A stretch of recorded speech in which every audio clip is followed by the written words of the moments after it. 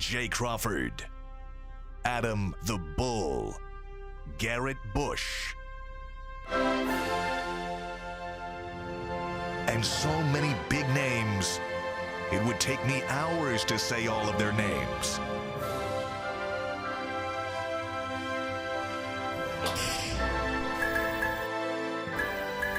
The ultimate Cleveland sports show.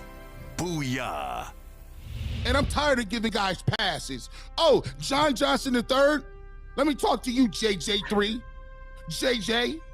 I'm tired of people giving cats nicknames. No, Tyvis, he's not JJ anything. We giving him his government name, Jonathan. Jonathan is what we're going to freaking call him. I'm tired of your nicknames. Genu, JJ. Man, you don't get no nicknames. It's one nickname. It's called Primetime. Primetime, Deion Sanders get. You got it, Revis Island. They get that done. But I'm tired of giving these dudes nicknames because I seen you loafing on the goal line and you wouldn't even have him down with two-hand tap below the waist. I'm tired of it. I'm done with it, bro. And you the same dude getting on top of picnic tables and cafeteria tables. Talk about what we gonna do and how, bro, you just got here, fam. You just got here 2 seconds ago. Don't act like you out here talking for everybody. And you can't tackle nobody on the goal line. Give me a break. Y'all take it from here. I'm done talking about it. I'm done. Get rid of somebody. I'm tuning out. Don't pay me to do this no more. Tune me out. I don't want to watch it. I'd rather go play video games. I don't care. I don't want to see this no more. Y'all tell me why they ain't doing good, and I'll listen to y'all.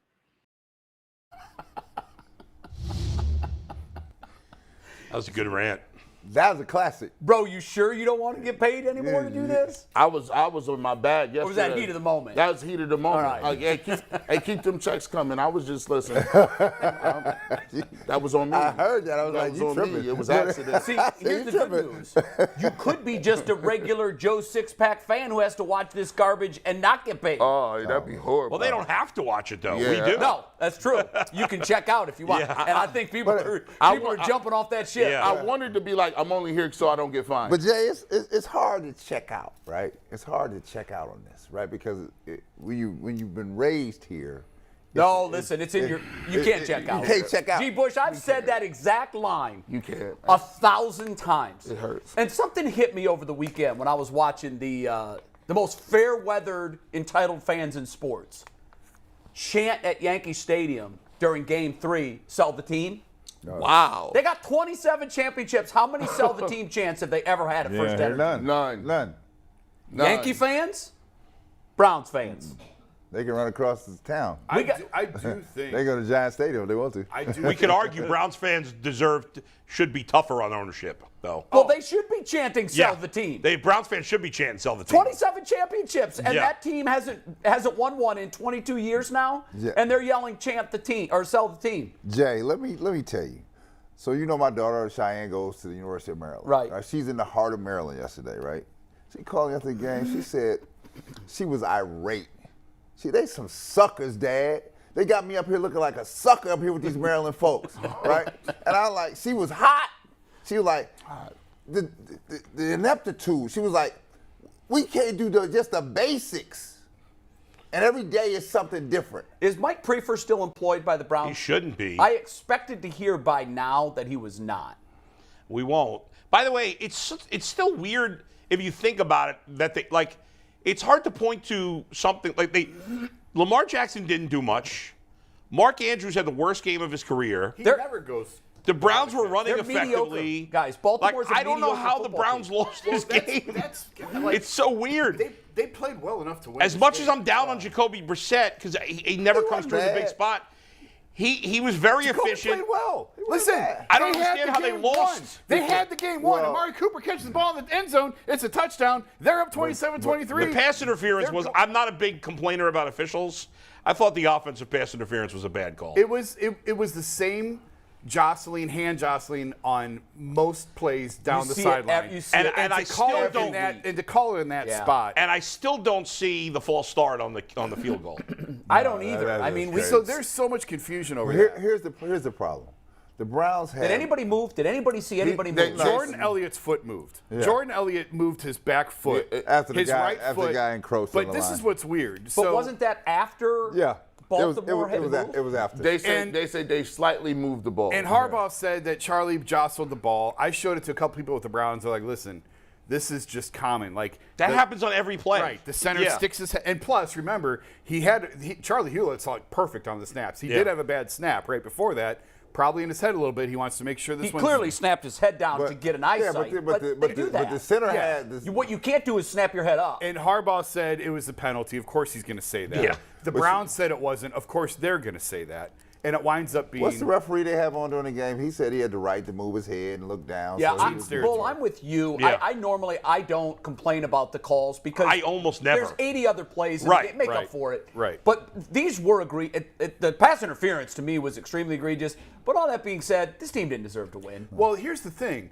They just can't overcome adversity. They can't. Like, it doesn't matter. I can give you micro, I can give you They macro. implode. The micro is Jedrick Wills has a false start. Yeah. They're 2nd and 15. They got to kick a field goal. Yeah. Like, this team is not built for 1st and 15, 2nd and 3rd and 12. Like, they just can't overcome that. And then Wills has the holding penalty, and it kills the drive. And people can scream, well, it wasn't a hold. Okay, whatever. It was called. You have to be able to overcome that was a hold. It looked like I would have a called. hold. Yeah, I I was didn't fine see with the that replay. call. I didn't see the replay. The replay was pretty That was a egregious. fine call. So I I agree was with fine But with you that. guys call. Want to see the reverse angle of the false start, by the way? Which you have may it- yeah, we can take it. If you have it Let's and it's take full. definitive, if it's going to tell us something. Hit play, Anthony. Oh, Yeah, no, that was that. But had the Ravens I had not seen already that. moved? Let me see that. Let me watch the Ravens here. I didn't see a Raven movement before the foot moved, Oh, that foot right there. and then It's hard to tell. There's a guy all the way next no, to. no. You Well- can look to the left side here. Bryant moves once foot. the foot moves. Was that Wills?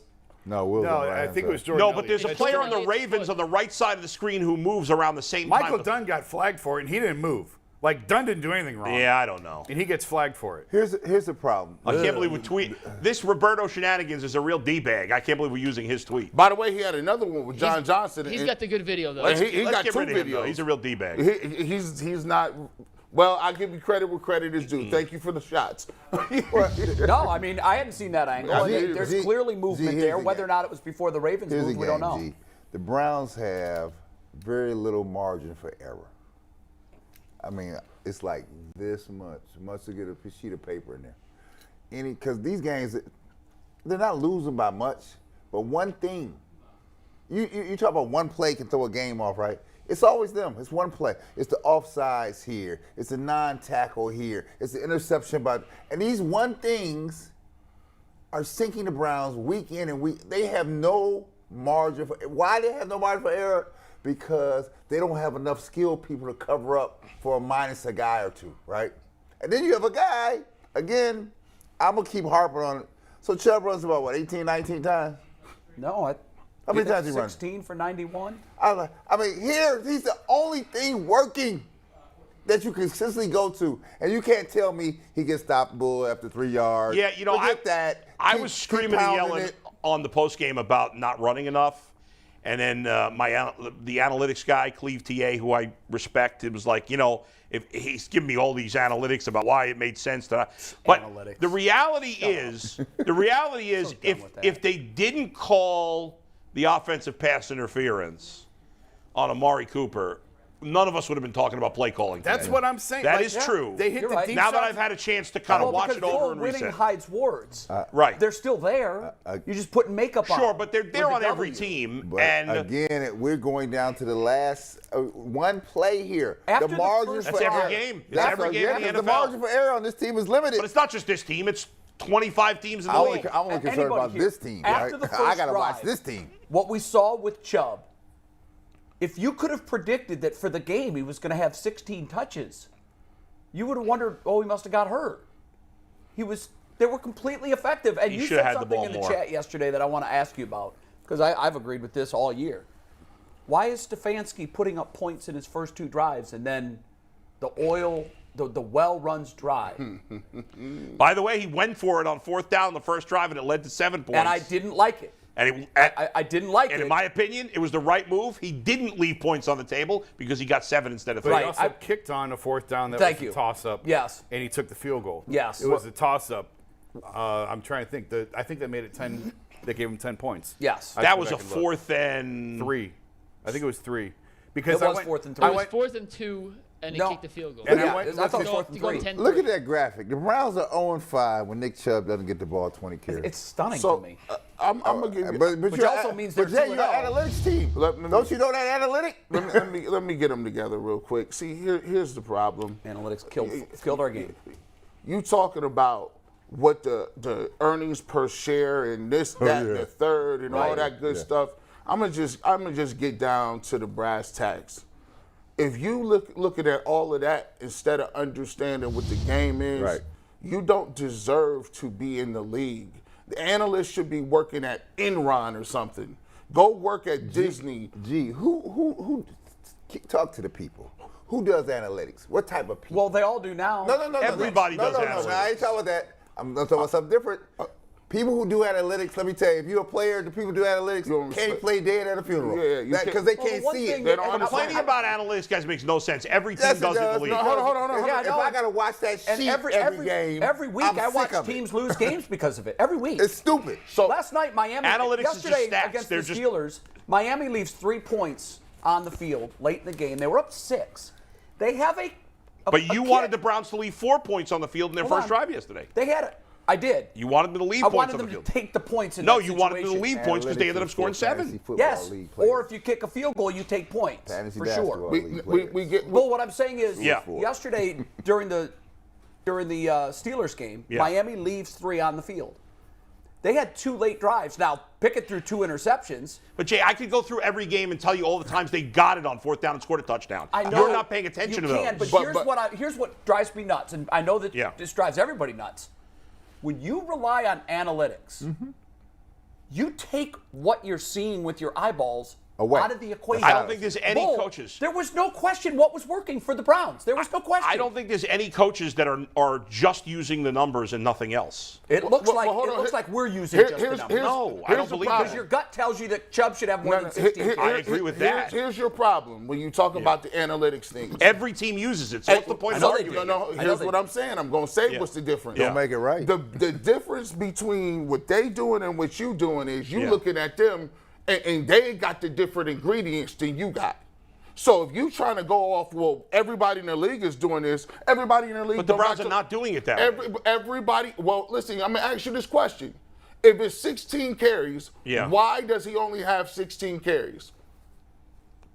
What do you mean if it's 16 carries? I don't understand. Nick Chubb, your Yeah. best player, has Yeah. 16 carries. Why? I agree he should have had more. Okay, But so- I don't think you just say, well, analytics told him only to run 16 times. He's saying I'm, why do you I'm think saying so? why. What Why is do the you think so? what? Why We do you, use analytics wrong. Analytics are just stats. Yes, that's my point too. No. I'm saying we, as broadcasting, analytics are No, bad. I'm saying- they're stats that are better than the old stats. That's all they are. No. What I'm saying is when you use statistics Yeah. to guide your judgment and what you should be doing, in terms of play calling, you fall into a scenario where instead of using your mind and your head, I'll give you a perfect example.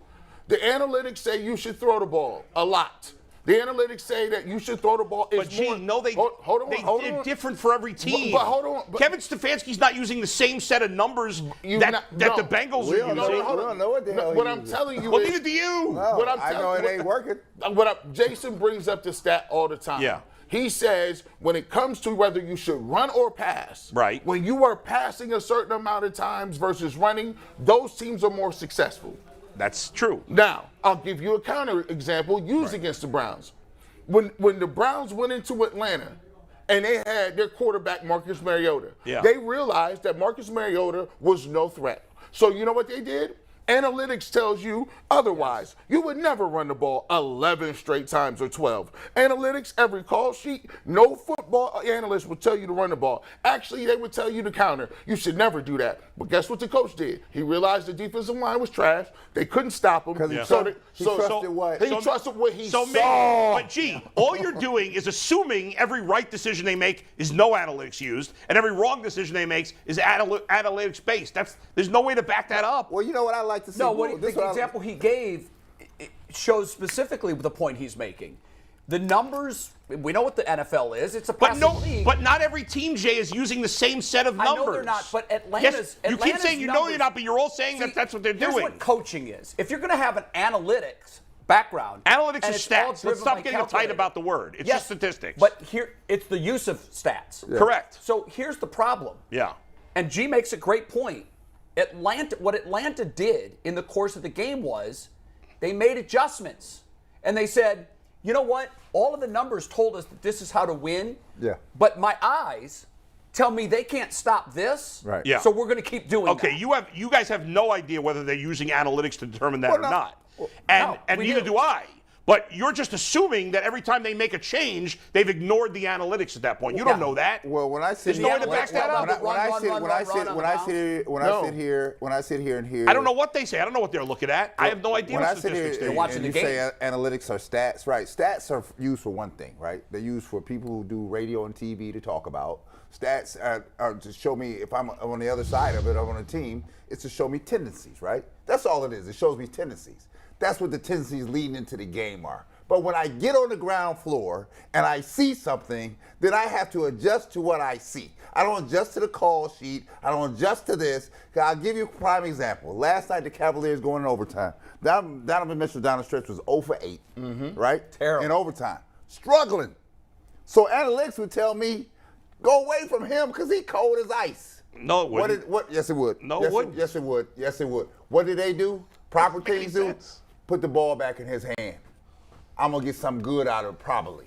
Right? Yeah, I agree with Damn Bull. the I stats. agree That with doesn't Bull make though sense. Yeah. on this point No. because the numbers tell you he's your superstar, he's your Yeah. playmaker, and for every miss he makes, he's more likely through stats to make the next one. Right. You can't not just miss the every next time one. it goes because wrong. there's going to be a regression. Say, to the oh, mean. it's analytics getting it Let wrong. me tell you That something. doesn't make Let me any tell you sense. something. When you got a guy here that could easily go for $150 and you run him 16 times a game, and I'm watching it every freaking Sunday. Now that I'm in full Then I'm agreement with you freaking pissed after watching it every Sunday. Yeah. So I mean, he does have the second most carries in the league. Anthony, do you have the graphic? Don't Why bring doesn't up he have the facts. most? Anthony, What's do that? you have Don't that bring up graphic? facts to this. No, Here, no, this is- hold on. hold on. I would have liked them to run more this week too, but it's silly to say they didn't run them more because of analytics. That doesn't make any This sense. is what I went to at halftime. Show them that picture. This is what I went to at halftime. I walked out at halftime. This is what I did. You went and did yard work, didn't you? Didn't even take a picture. That's what I'm doing. I don't blame I you. got it on the radio, but I'm like, I'm not watching this. Now they sucked. Hold on, they sucked me back in the fourth quarter when they were making the drive. I said, hold Guys, on. I think we're can getting go watch bogged it. down in a silly conversation. Analytics did not cost them this game I know, it's yesterday. just- I don't know why we're having No, this it's not in the 17-minute game, rant. Jay. But like every time we tell the story of Chubb and his carries, you guys Yeah. say he's the second in the league. Yeah. Is he the best running back in the league? Yeah. Then why the hell isn't he leading the Well, league in Saquon carries? Barkley's right there with him. Okay, I mean. but now there's a bigger gap between So, Saquon but and you Chubb. can't say he doesn't run when his No. running back has the second Here's- most carries in the here's, league. I think, It's what not we're like all he's saying. 12. He's at the I third think- most now, for the record. Third most. Okay, third. But here's, I think, what we're all saying. Yeah. We know one thing about this Browns team that works. That We know works. one thing, and that's all I know after 7 games. I just know one thing. I know that Nick Chubb running the ball moves the sticks. We all know that. So the question is, do you want to put him on a carry count so he No. lasts 9 years? No, I don't. Again, my point is just that. My point, I think it's stupid. I don't want to argue You anymore. know to they're this. using. You know that his my 16 point is, carries are I analytics wanted based. him to have more carries. The point is, we can't blame analytics every time it goes wrong. Well, That's just silly, here's what and we there's do. no facts Hold to on, back hold on. that Especially up. when they had the game won yesterday. Here's They what- had the game won, When? and nobody's talking about okay. it. Let's talk about the people. Jay, When they they have Let's talk about the five- people. They have When they four have of the their players are not Amari doing a good Cooper enough catches job. the ball in the end zone, and they're ahead. So- They have the game So won. let's get to four this. of those games Yeah. won. Yeah. So, Yeah. so let's get to this. I like what you said. Go ahead. Go ahead.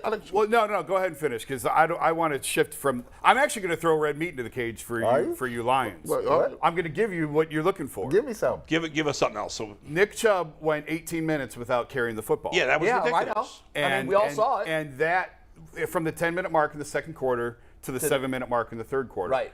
That can't happen. I agree with that. But you also have to look at the why that's in there. What's and, the why? And people want to scream about they threw it 3 times on the first drive of the second half. I Hated agree. it. But you have to look at the why.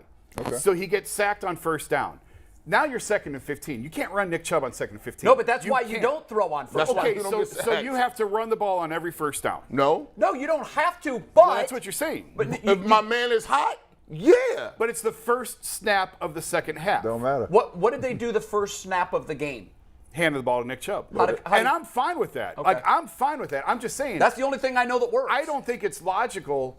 I bet you the second down call was probably given to Nick, but when Jacoby takes a sack on first down, I agree. and it's now 2nd No, and I 15, agree 100% you have on to that. crumple that one. Some of up those and sacks throw it he away. took, by the way, were on him. They were. He held the ball too But I'll long. tell you this. Jacoby played really well yesterday. He did. I've been as hard You on know, I Jacoby was as funny. I was anyone. killing him He played yesterday, and then I well. went back and watched the game, Yes, and he I played felt, well. He felt played different well. about Yes, it. He played well. avoided the horrible mistake at the end of the game, which is Almost. what's killed this team all year.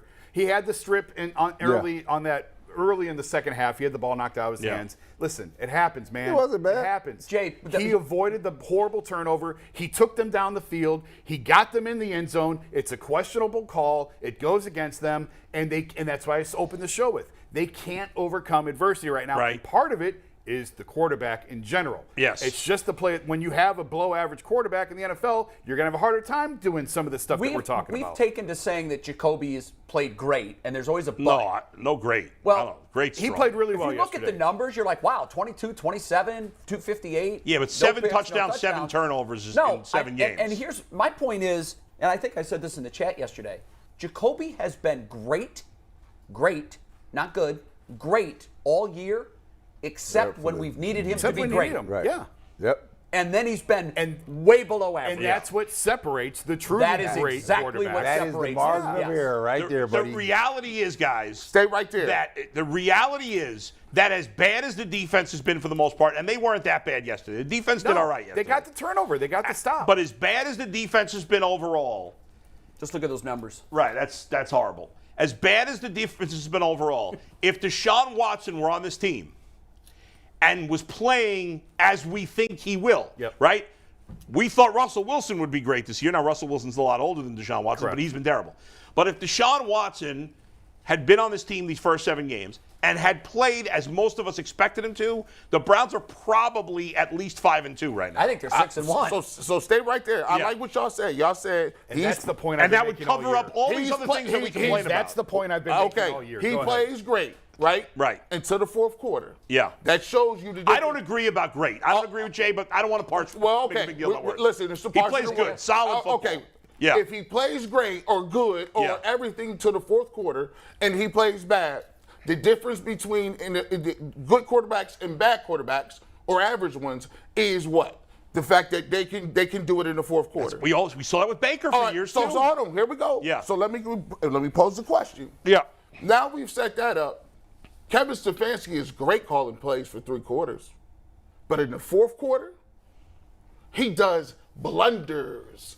He don't run the ball when he's supposed to. He get cute.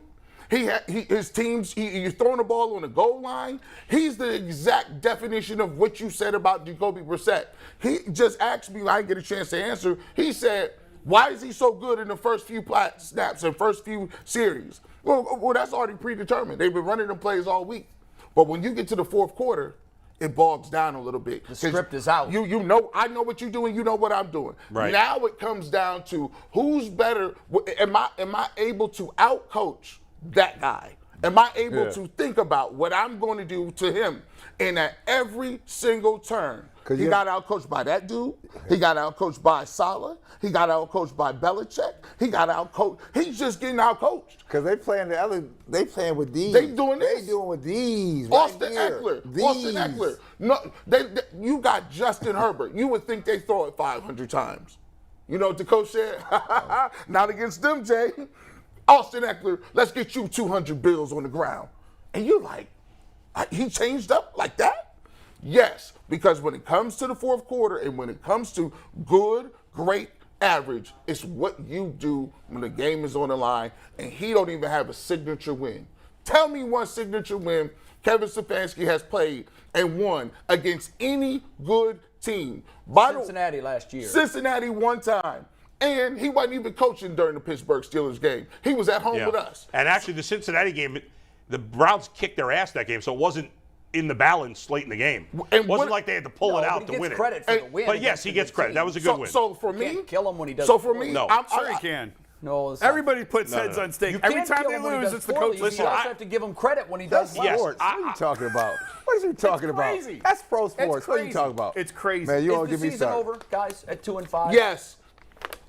Probably. The only reason I said it was over yesterday on our post-game show. Yes. The only reason I think it's not is just because I'm from Cleveland. everybody's so mediocre. No, it's just everybody's so mediocre You've only besides a few played two teams. division games. You still have a lot of If division they lose games. to the Bengals a week from today, then it's That's done. my That's answer. the final my nail. answer is that It's the playoffs swirling the start. drain. Jay, It's swirling But the drain right Bengals now. are. It is. It's Now, it circling may the not. drain. In fairness, the Browns have you had on the this Bengals thing, number right?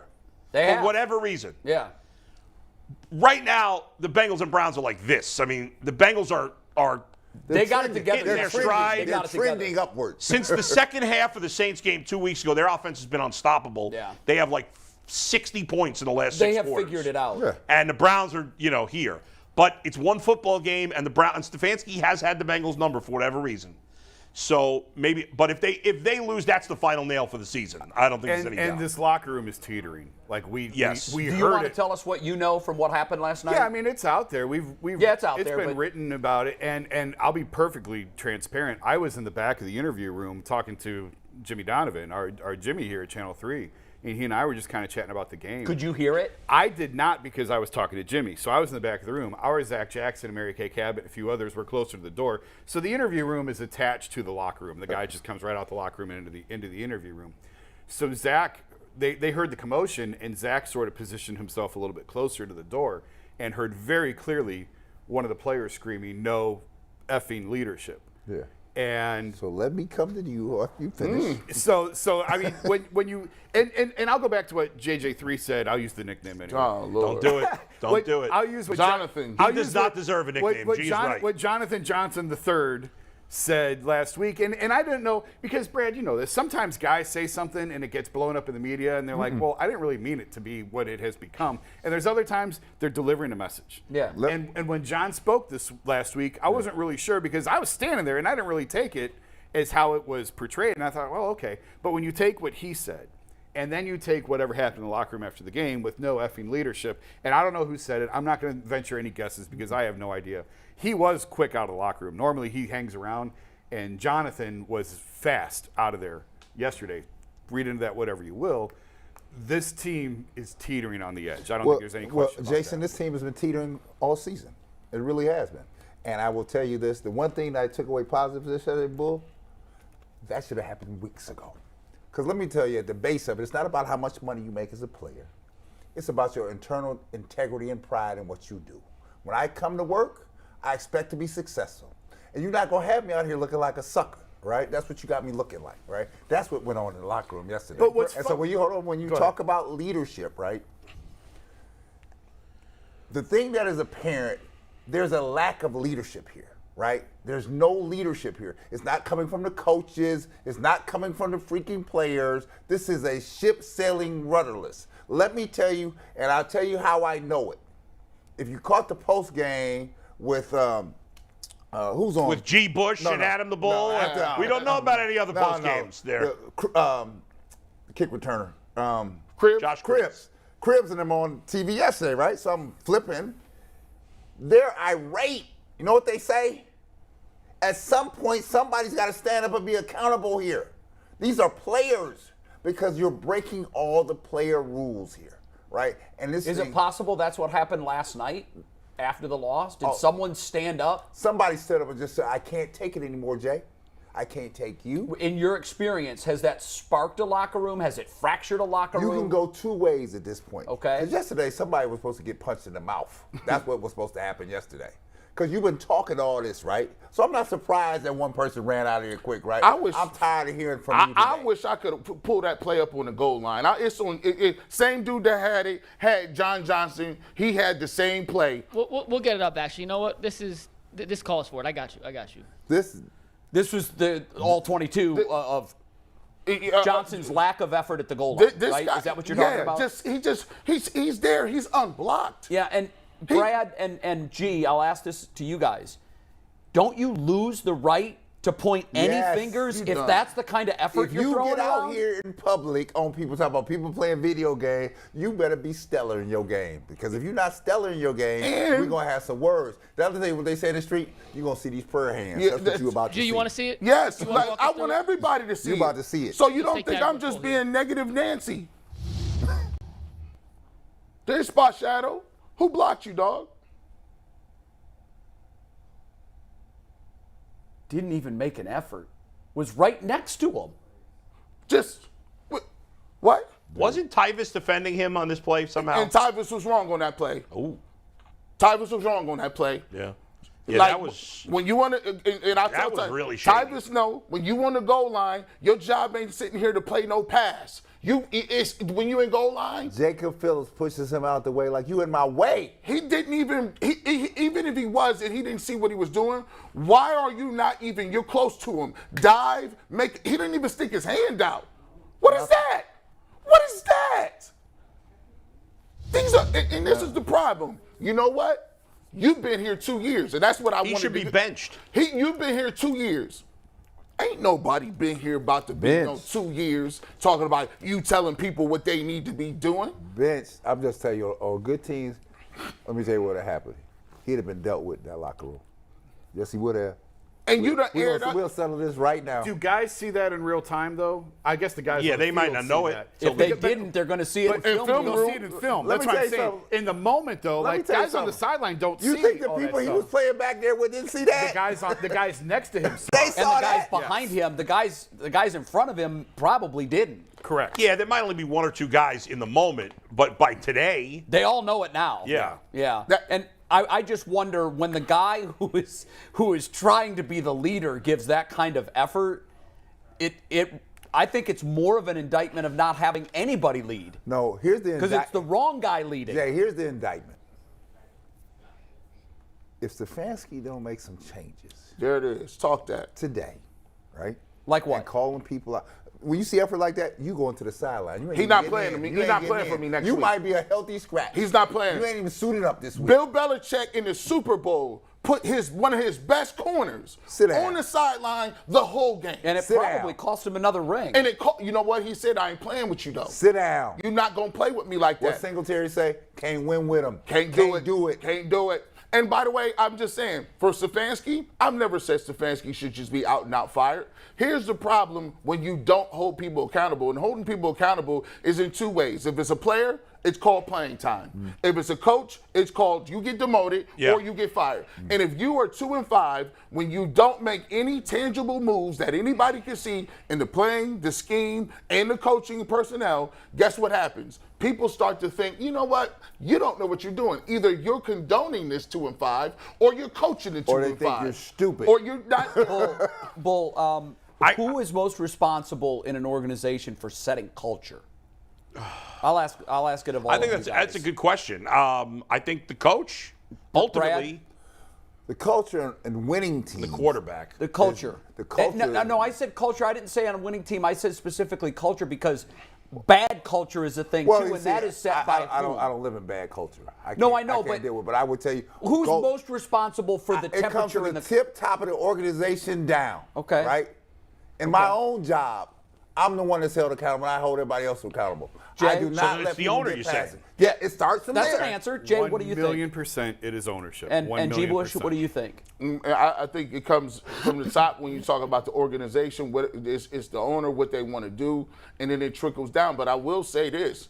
When it comes to the ground level and how you administer your game plan and how you motivate people, the most important person in the organization is the coach. Because a good coach, you say a quarterback. No, a good coach covers everything But up. G. Bush, the reason I asked that question is because I spent some time working in the Patriots organization, and it was actually the Super Bowl in which Belichick made the move to pull a player out. It was the Super Bowl in Minnesota when they lost to Philly. To the Eagles.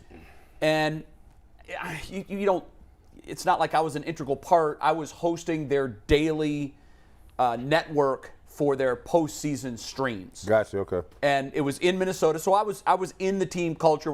There were meetings where I got to meet Robert Kraft. I got to see how Robert Kraft operated, I got to see the attention that he paid to this streaming network that was the first of its kind. He just basically said, we're going to put on a 24/7 network for our fans. And they ran old Super Bowls in the overnight hours. And we came live every morning at 8 a.m. and we went live till every night at 6 p.m. Okay. So there was, every day there was 10 hours. And we had access to the team, Brady interviews, Belichick interviews. And I just got to see how the organization worked. I was only there for 10 days. But what I noticed about this, and I never noticed it being a reporter on the outside because I just never had that kind of access. In talking to people within the organization, after I had accepted that I was the job to do this, I was talking to different people in the organization, not the football side, but the business side. And I was asking because I was curious, what makes this go? What is it? And everybody individually said, Mr. Kraft. There's no question who the boss is. It's not Bill. None. Bill gets a lot of the credit from the media. None. But this is absolutely a product of Mr. Kraft. Any winning organization is going to have that. But I will tell you, the coach, to just further your point, you know what the coach is, Jay? The coach should be an extension of them. That's exactly what everybody exactly said. what So what people said was, when you look around and you leave us after 10 days, here's what you're going to notice. We don't just have the best owner and the best coach and the best quarterback. We have the best video coordinator. We have the best marketing team. We have the best legal counsel. We have the best travel facilities. They have their own beautiful 747 that every team it would be the envy of every team. They own it. They don't rent a charter. But I bring all of this up because what I learned in watching that and how it operated was I asked, is he easy to work for? Is he tough to work for? And they said what all good employees of a company that's well run say. Oh, you love working for him if you do your job. First of all, you're not here unless you're...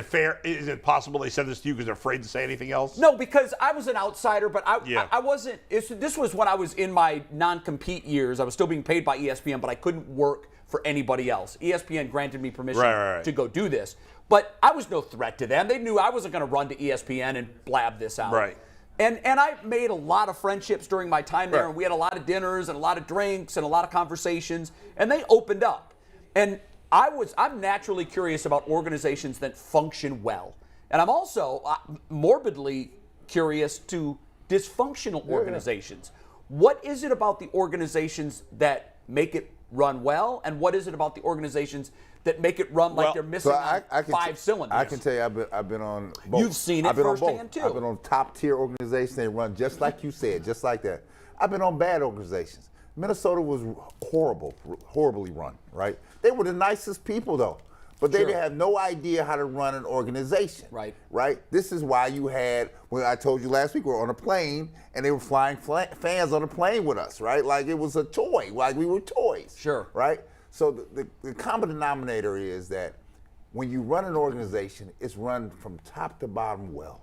It is, right? But can it change? Are you doomed? Well, I mean, you think in the NFL, but if you think in the NFL, right? Like in fairness, the Steelers are the same thing. The owners that we think of as bad owners are all on bad teams. But do we think of them as bad owners because their teams have been bad, or are they actually bad owners? That's a great question. It's a chicken or the egg scenario. Like Washington, is the team Dallas. Bad because of the owner, but my answer to that, and I don't know if it's the right answer. This is just my theory from looking at this from a distance and at times up close for 35 years. I think everything in the organization is a product of the very top. It is. Now, for instance, so I agree with you. There should be, where's the guys that have been cut this year or benched? I haven't seen them. If I'm the owner, what does Robert Kraft do in this situation? He meets with Bill Belichick after they're 2-4, and he said, Bill, what we're doing is not working. So we need a shot across the bow. I don't know who it is. I don't know what it is. Someone's going to get a pink slip.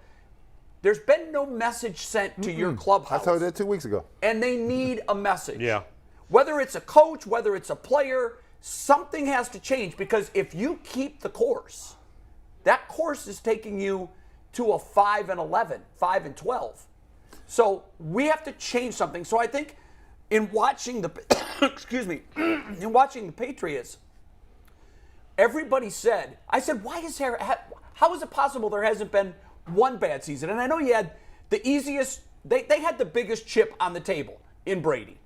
And then probably the second biggest chip on the table in Belichick. But everybody was quick to tell me that didn't happen by accident. They stumbled into Brady. But they talked about all the things they loved in Brady when they drafted him. Those are all the things that manifested itself during his career. And with Belichick, they knew they had a good one.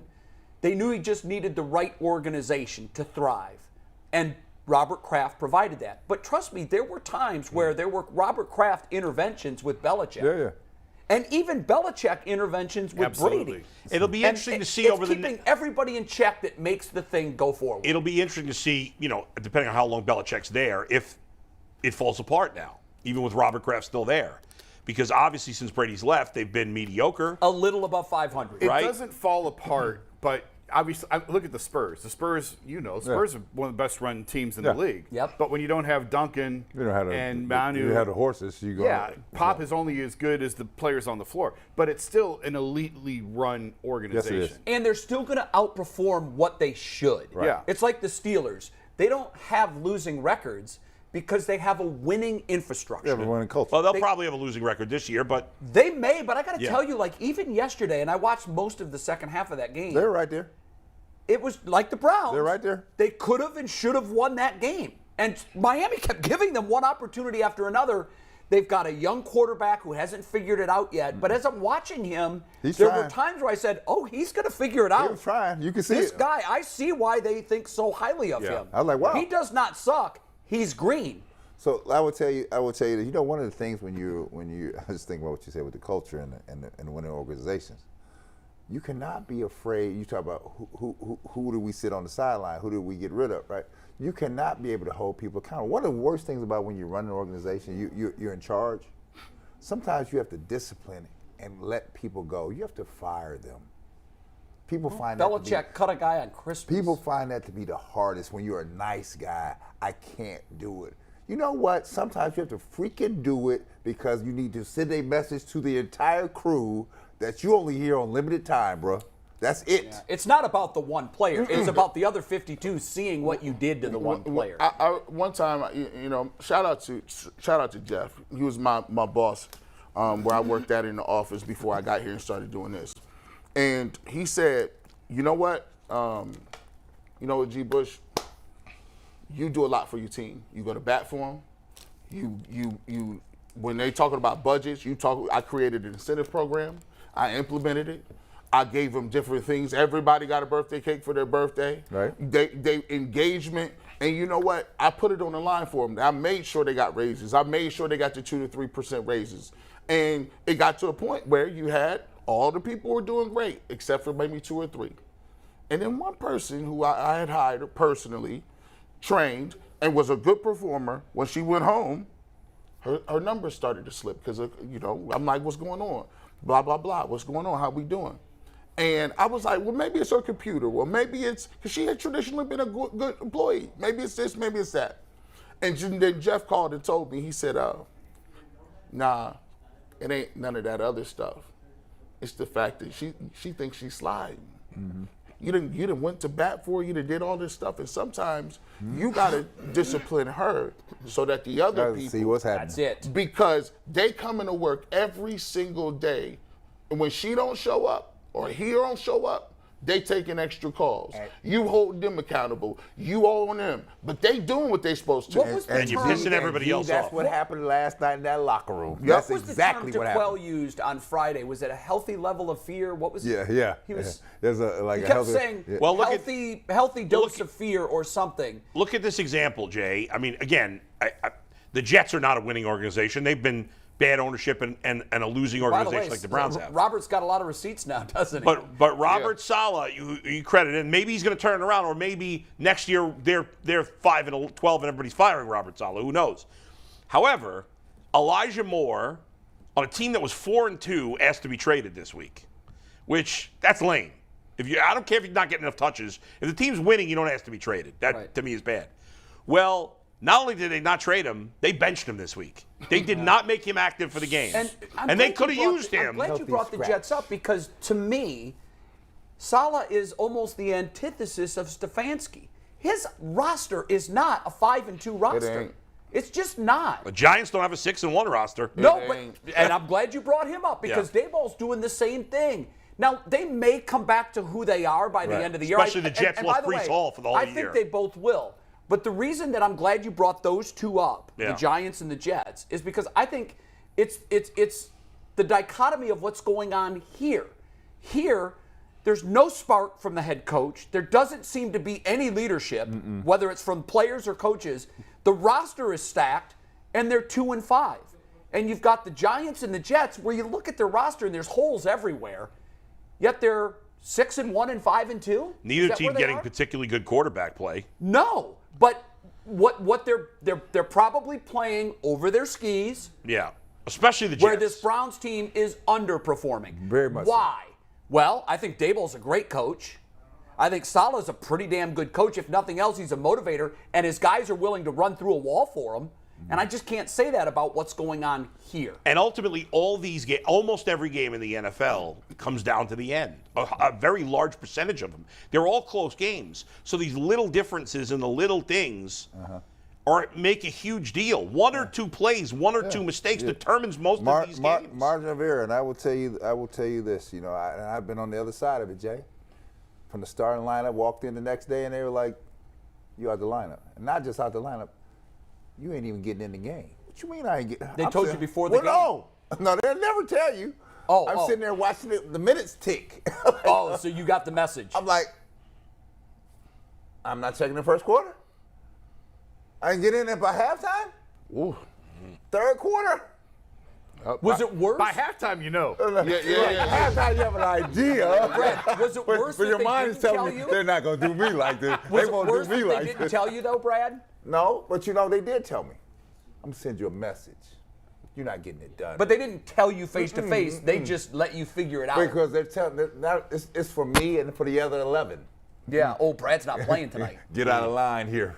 Yeah. You'll Did be it done work like, in your case? Oh yeah, because I went back to practice the next day. Like, hold on now. My mother was watching that game. I wasn't in the game. Yeah. You gonna single me out? I get singled out that whole group. So your character, though, it went the right way because of your character. Yeah. Pride. Yep. Work ethic, and just you're getting paid a good dollar. You want to be a contributor. But what about the guys that asked to be traded? Yeah.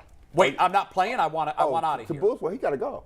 You out the door. He's the first one to get. His head would have got lopped off on Monday. Well, you out of here.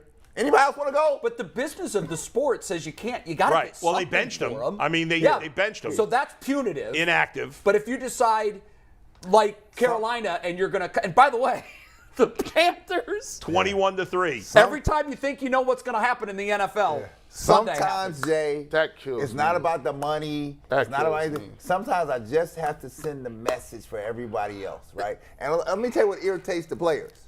When they see certain things that should occur and they don't occur, discipline, held accountable, Yeah, there's no and teacher you in let the it classroom. slide, it infuriates people. They are mad. I'm telling you right now. I said it last year. People thought I was crazy.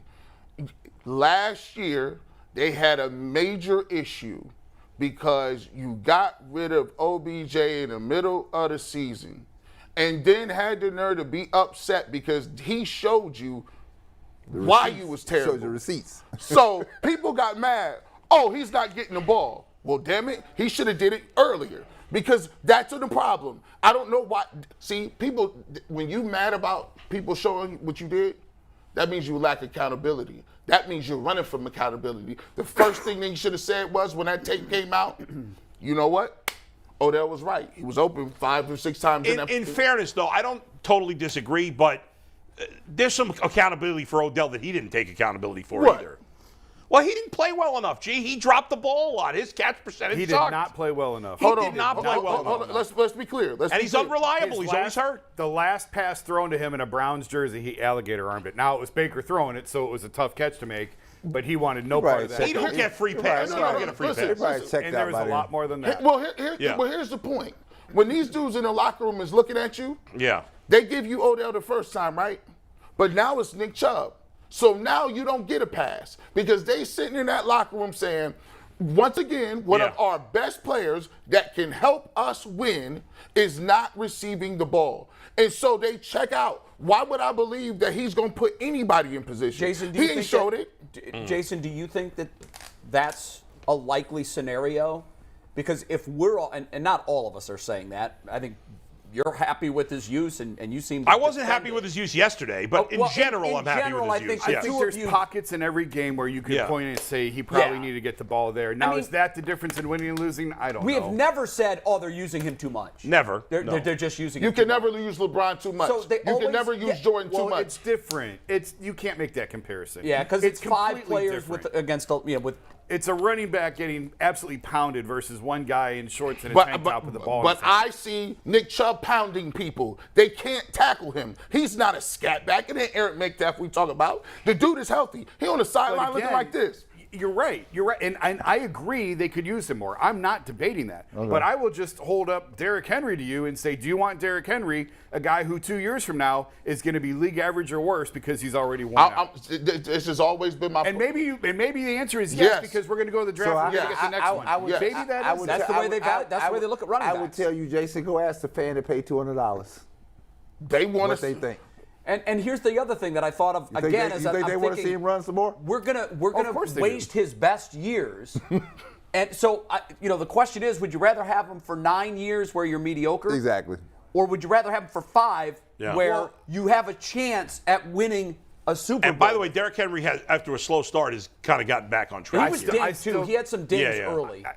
I think those dings are going to continue. And maybe I'm wrong. Maybe. If I'm wrong, I'll tell you I'm wrong. Right. But I just think that we're starting to see. I don't think Derrick Henry's done.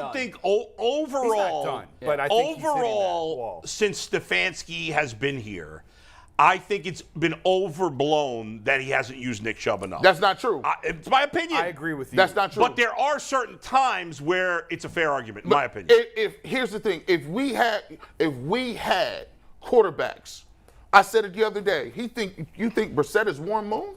You throw the ball 45 times. You come out in the first half of this game. You throw the ball. My thing is, I can understand if DeShaun Watson's playing. I can understand if you got Herbert or Mahomes and you got some stuff you want to establish. But it is egregious for you not to focus on your best players and you act like you got something at quarterback. That's not. You can't. I do agree that. with you, but I don't think that's been the case the whole season. It hasn't been. I mean, he was 7-7 at least to start yesterday. Like, Jacoby played well. Okay, so he played well. Yeah, no, there's no question here. Let me ask you this.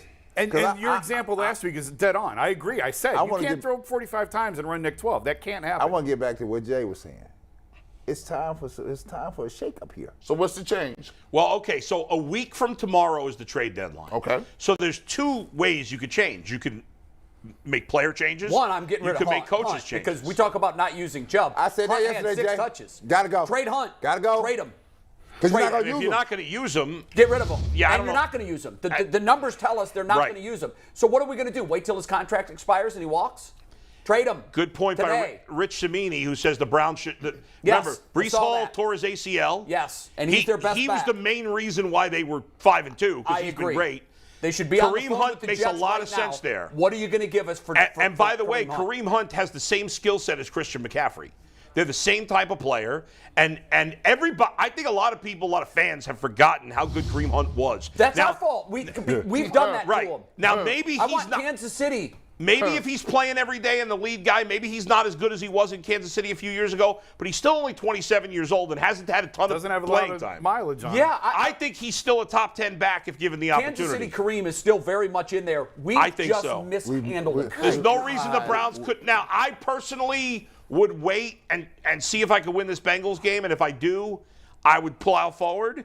But if they lose to the Bengals, I would definitely trade Kareem Hunt. You know, I'm glad you brought up the next Bengals week. because I'm going to try to be the voice of optimism, Yeah. which is very rare. I've picked them to lose the last 3 games. Yeah. I don't think the season is over, and I'm going to tell you why. Okay. But at 2-5, it's getting late early, as Yogi said. Fat The lady Bengals singing. game is home. Let's say that spark in the locker room does ignite this team's fire. Yeah. Let's just assume that it does. And, it's going to be a great crowd for the night game. Well, it's gonna I be know nuts. it's a stretch based on what the Bengals are doing and what the Browns are doing, but who called Carolina to beat Tom Brady without Christian McCaffrey? So Fair. It wouldn't be now the the Buccaneers craziest- weren't playing well. They had just lost to the Steelers the week but before. That game would still be a bigger surprise to me than if the Bengals lose to the Browns. Correct. I That agree. would not blow me away. Agreed. So I know it's a big stretch. but Bengals let's are say only a they win 3-point that. favorite in the game. They're 3-5.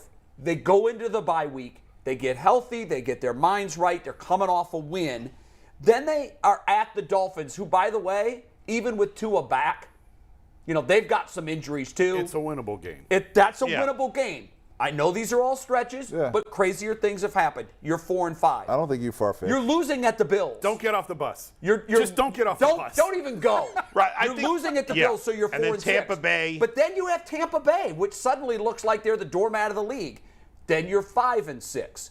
Then you're at the Texans, and guess what that is? Well, if you look at this the 6 games that Deshaun Watson would initially play, the only tough games are the Bengals and Ravens. That's in it. those 6 games. So- That's it. But suddenly those are much more winnable if Deshaun Watson is integrated and playing like he used to. We're going to stop dealing with ifs, right? We're going to start with some basic things that need to be put in place. You have to bring your ship in order now. You have to put your right. house in order. Well, that's right? obviously before any of that so happens, your house that- in order starts today. It's not next Monday against the Bengals. So what do you want to do? Fire? No, What do you wanna but do? here, you have to straighten out some things here, right? Right. So I don't care if that's it's shaping lineup, sending messages in the locker room.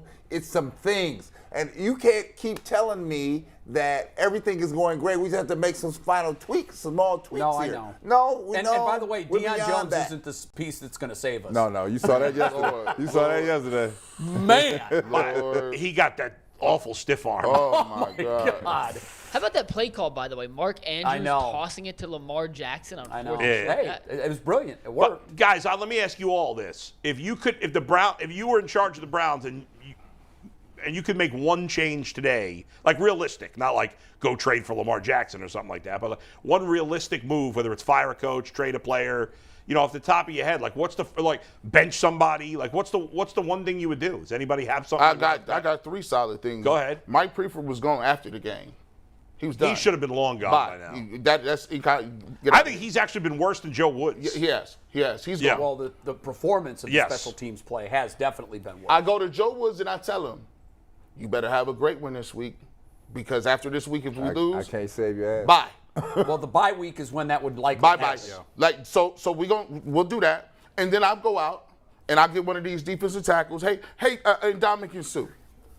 Hey, what's shaking? Come on in here. We need something. And I tell Myles Garrett, you might want to keep recruiting. Go recruit. Yeah. You and your boy Clowney. What about benching John Johnson? John Johnson would have been sitting. I'm either looking at what's his old boy's name? The Bell. Oh yeah. Bell is playing, and if your boy not doing nothing, I'm putting Rodney Harrison. Delp it, because he's right on the same page as his boy. They close. They very They close. real There's close. a lot of axes swinging. How's Schwartz doing? He was inactive. He was yesterday. inactive yesterday. How's Schwartz doing? But I don't know what does that do. He can't catch punts. What does that do? If it's a dead spot on the roster, Right. Yeah. But that's not going to get anybody's attention. no, Well, yeah. it's not. But Cut you got to him. make I'd your cut team him. better. But it's again, I would cut him. it's about calling things as they're seen. I told you preseason. Why are you holding on to this dude? He don't have it. No. Let's move on. right? However, everybody, DPJ had a heads up play Donovan yesterday on Peoples-Jones that is punt. playing well. He's playing well. Yeah, he is. picked He had, the the, game he up. had the smartest play of the He day picked- yesterday yeah, when he by hit knocking the girl. that punt defender Yeah. so they didn't He start picked the his game drive up. on the He's 1 on yard pace for around 1,000 yards. I mean, on this team, Is he? It's like 890. Well, with the extra game. Yeah. I don't the know extra- what Yeah. He's been playing well. all right, 900 yards. Okay. All right, for him, what we expected with this team that's not really a passing team, even with all the complaints about not running enough, I think they're still 8th most in running attempts. Now, it should be higher, but be they're still first. 8th most. It should be first. So he's got 336 yards after, it's 7 games. All right, that's why I was thinking 1,000 Yeah, yards. no, he- Okay, but still, he's still on pace for probably 800. 850, something like that. Yeah. Let me tell you this is what I think. I don't think I think with the proper tuning, fine tuning, they can swing it.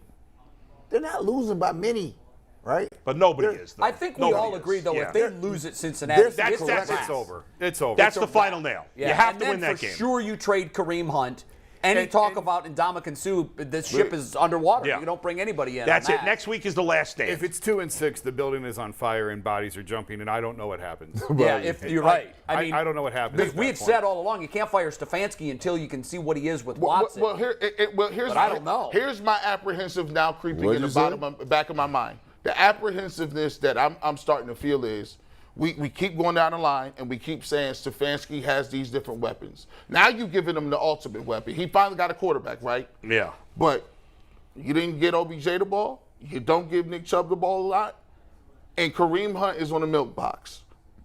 I don't understand how you could be confident that Kevin Stefanski is going to make the right offense and tune it around Here's how. DeShaun Gene. Watson. They're a 4 top 10 losses by 3 points or less. That's how. It's not like they had the blowout.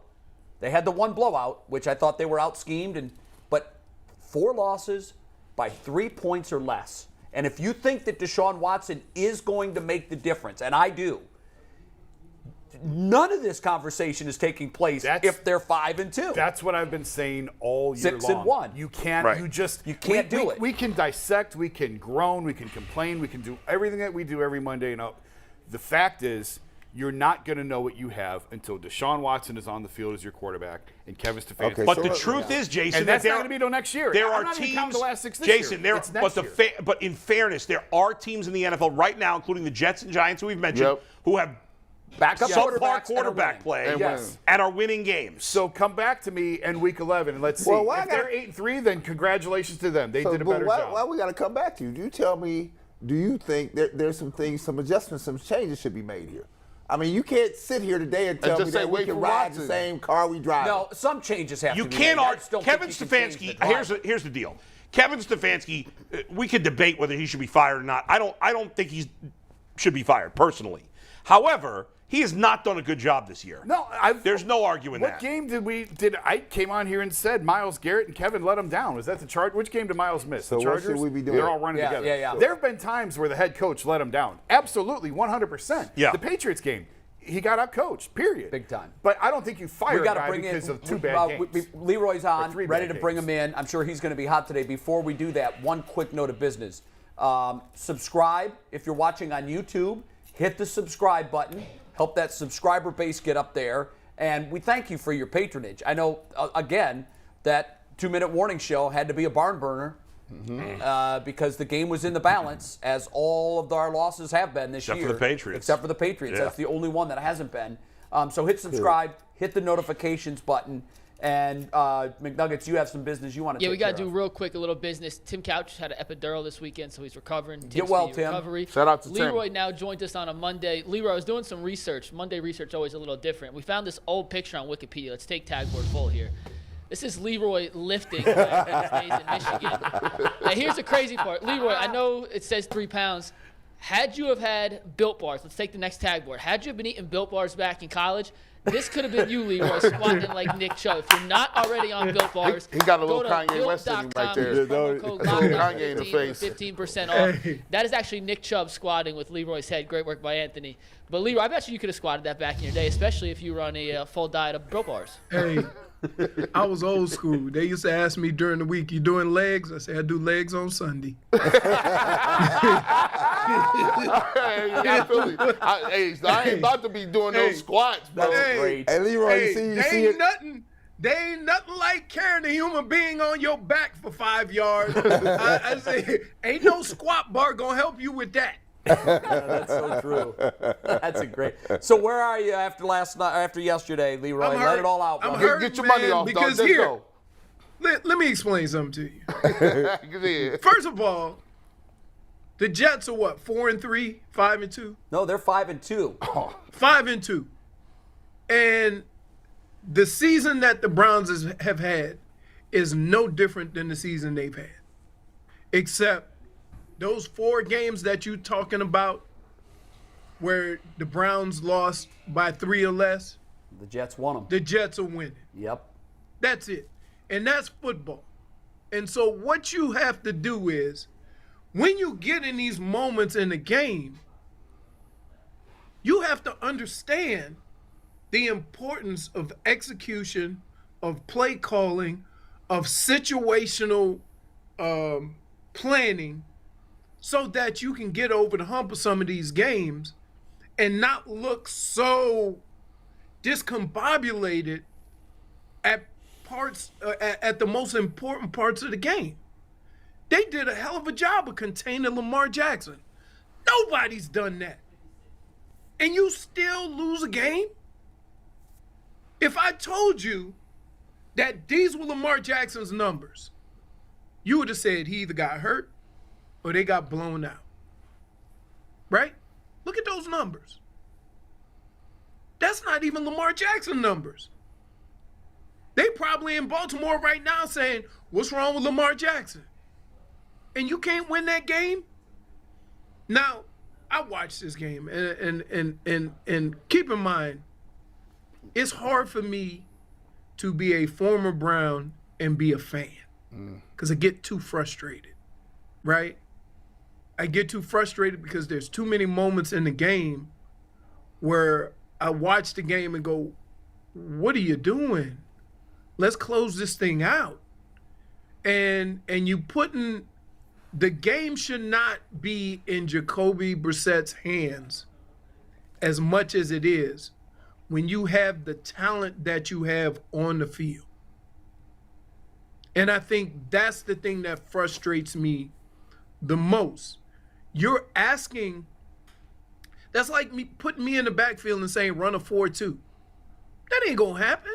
You know it ain't gonna happen. So what they do is they put me in situations where I can be me. But as football goes and these games are playing out at the end of games, you need to have, if you don't take advantage of the situations early on in the game's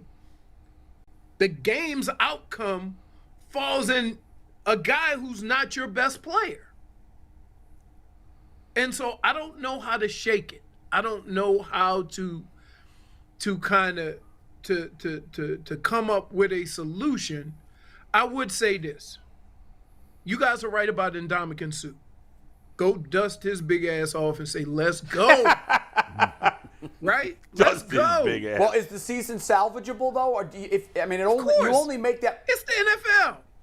Like, just because the Jets are 5-2, don't mean they gonna continue. They gonna be 5-2 in the next 7 games. They just lost their best player, so. No, we'd have to go 5-2 though to be 7-7. That's the thing about, if you look at this division, who's out of it? Nobody. No, but yesterday it looked like Cincinnati sure flexed its muscle as the team that made it to the Super Bowl last year. They're trending up. Okay, and guess what? Of every record that these teams have, ain't nobody a shoe-in for the playoffs. No, not at all. Nope. So if you playing in a division like that, you're not out of it. So you need to do something to weather the storm. Here's what I'm afraid of. This team shouldn't be a team that is sitting back waiting for the return of DeShaun Watson. Because that's not who you are, and that's not how you've played. DeShaun Watson should be an addition. Mm-hmm. You see what I'm saying? Do you feel that's what they've done now? So the fact that you're losing these games and how you losing them don't have nothing to do with who's at quarterback, which is what I said in the beginning of the year. The Browns are going to win and lose, and it doesn't really matter who the quarterback is, because how they win and lose games is going to be about getting after the passer, but Leroy, and running the football. Leroy, timeout. Jacoby's played all right, but you think if DeShaun Watson was playing these 6-7 games, they'd have the same record? We'd be saying look, they might not have the same record, but we'd be complaining about the same things. No, well, we might, but we wouldn't complain about it as much because he would make up for if Amari Cooper. Hold on. Yeah. What is he going to make up for? Go through the course of those games. The course of those games, right, the way those games are played out.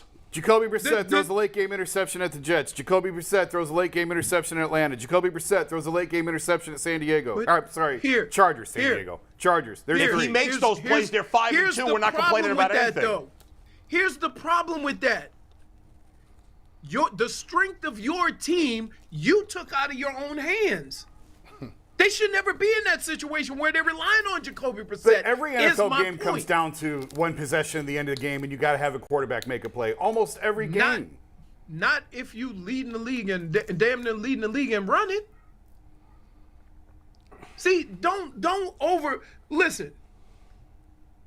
What the Browns are having problems with, let's not overcomplicate it.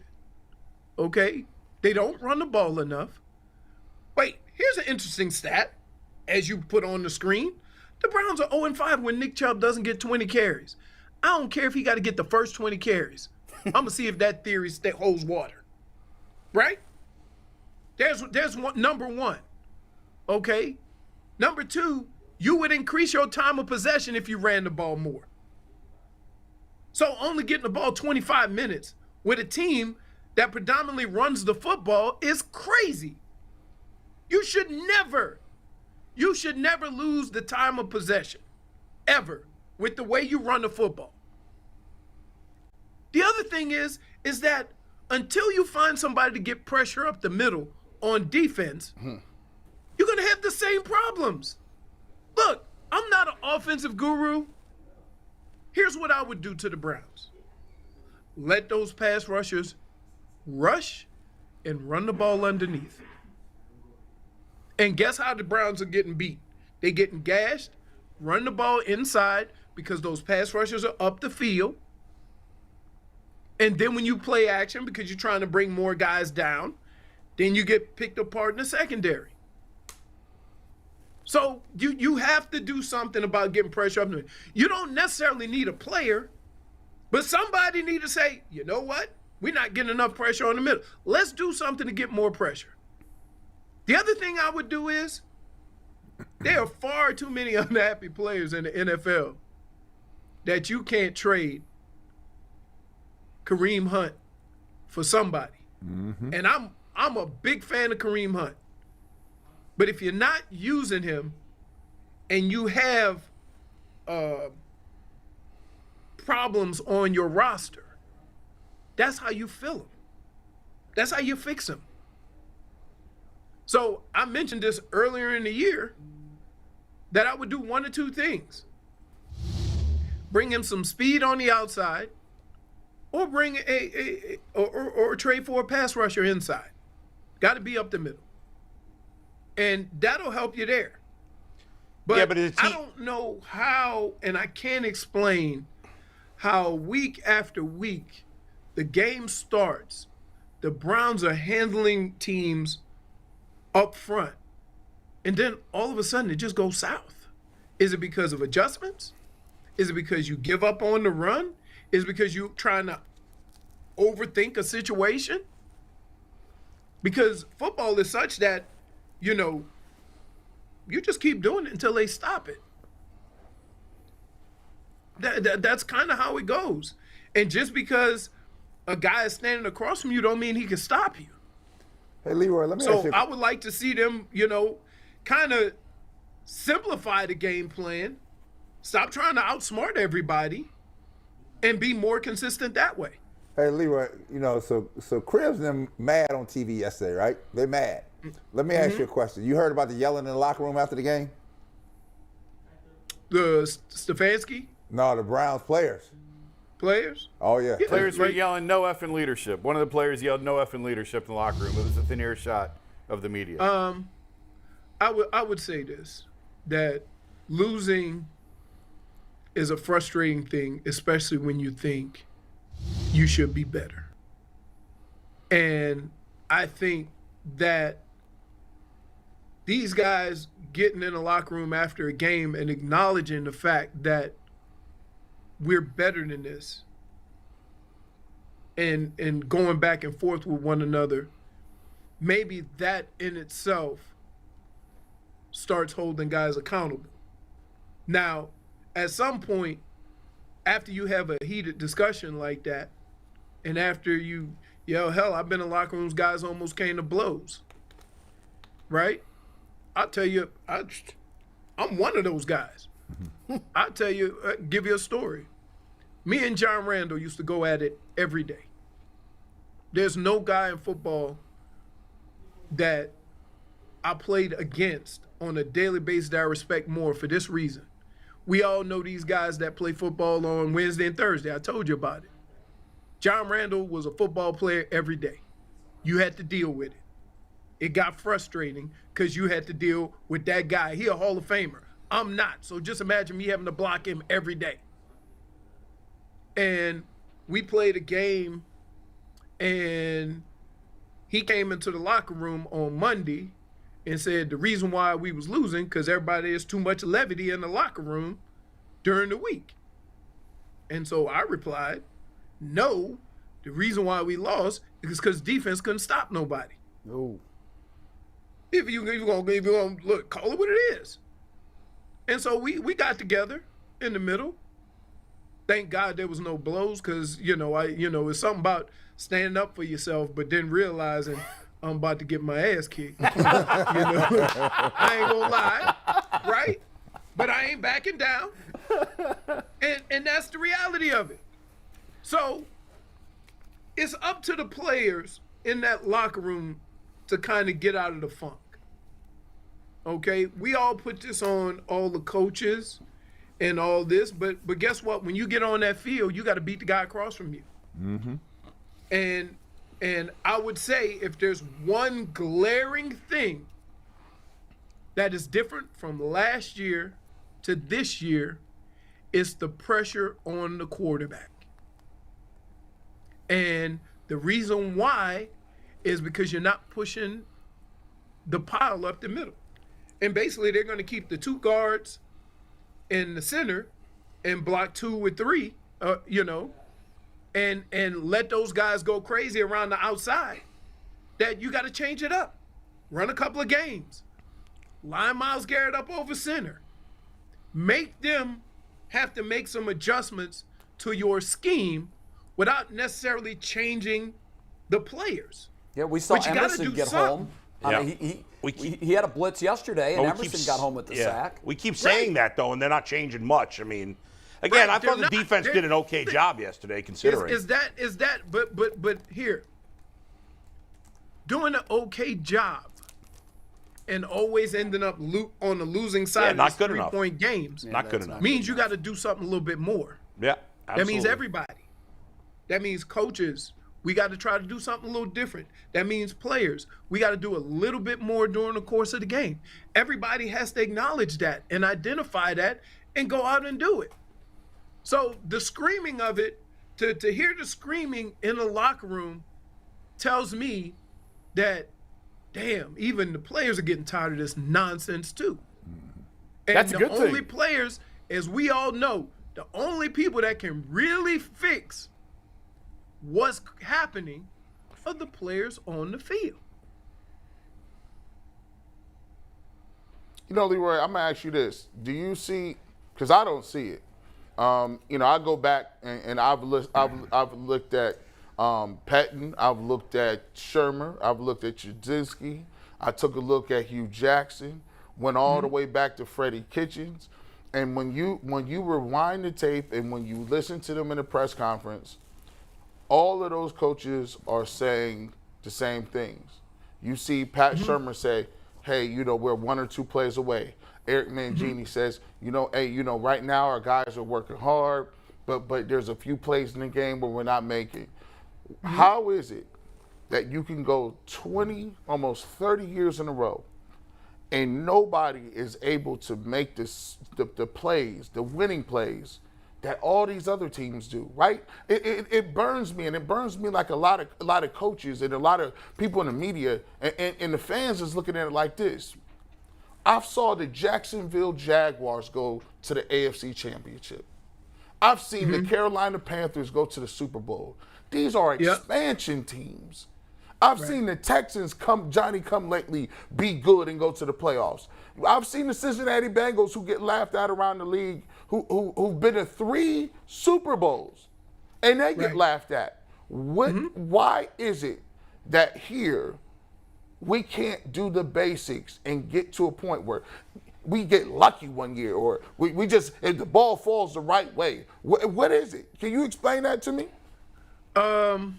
There's a lot that goes into that. I think part of it is Cleveland in the past few years have had some of the worst breaks. I mean, you think of, I don't even remember who it was that fumbled against Kansas City trying to go into the end zone. Hollywood Higgins. Right? Help You out. think of that. How does that change your thinking? One play. I don't blame him, Yeah. right? Because you don't know, you're trying to score. Yeah, but they also But- got lucky in that game that Patrick Mahomes got hurt. So Even more reason. Look, nobody Yeah. cares. Nobody Right. cares who got hurt, when, where, how. All they care about is if he makes that touchdown and the Browns win. We're thinking totally different about where we are. And it's unfortunate, but that's sports. That's sports. And you ask a very valid, why does it seem like, well, first of all, you guys should all be familiar with coach speak. And you can just play those same tapes throughout the league and get the same answers, right? That's nothing new. But the fact of the matter is you have way too much talent on this team to be losing games the way they're losing. 1 week it might be 1 million penalties. 1 week turnovers. 1 week you decide that you're going to take your greatest asset and not use them and try to trick the other team. One game is something else. And you never know when these moments are going to present themselves, but they always seem to do it. And you have to try to find a way. And I guess this is what all coaches and all fans are trying to look for, is that you want a more consistent team. You don't want to go into a game thinking, what is going to go wrong this week? You want to go into a game knowing you have a chance to win. And I think when the season started, we all felt that way because we all thought with the defense and ability to run the ball, there's not going to be as much pressure on Jacoby Brissett to be successful. And then throughout all this, he's going to be able to make some plays because they're not going to be demanded of him to win football games. But for some reason, you got a lot of guys banged up. You got guys who you thought were going to perform aren't. And you're putting way too much of the game in Jacoby Brissett's hands. And I don't know how you avoid that. I don't know why that has become an issue.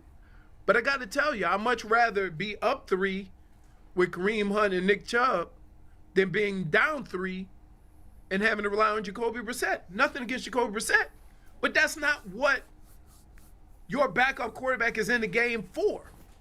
You don't want to have to rely on your backup quarterback to take you to victory. It may happen every now and then, but it seems like every damn week. We get to the last 4 minutes of the game, and you're like, okay, Jacoby Brissett going to make a play. Why? It shouldn't be that way. Nick Chubb had 16 carries. Jacoby Brissett threw it 27 times. Obviously, you don't expect your running back to have as many carries as your quarterback has throws, but it seems like that number, there's been too big of a disparity between those. And, you were a running back. Right. It appears that he is on a touch count. You saw the numbers. They're 0-5 when he doesn't reach 20 carries. They're 2-0 when he does. Is that necessarily What's a your chicken and the voice? egg? I mean, I don't know. Because it works. It wouldn't be. It's I not mean, like, last year they were 3-2 when he carried it 20 times. Okay, I'll take that over but 0-5. they're two. Yeah. Wait. Bull, let's think of it this way, Yeah. right? In sports, we all look at numbers, right? And some numbers we look at, and they don't mean a damn thing, but we use them anyway. Like, this team hasn't beat this team in 5 years Right. on a Thursday night in November. Like we use all these crazy rules to kind of get an idea of how a game's gonna go, right?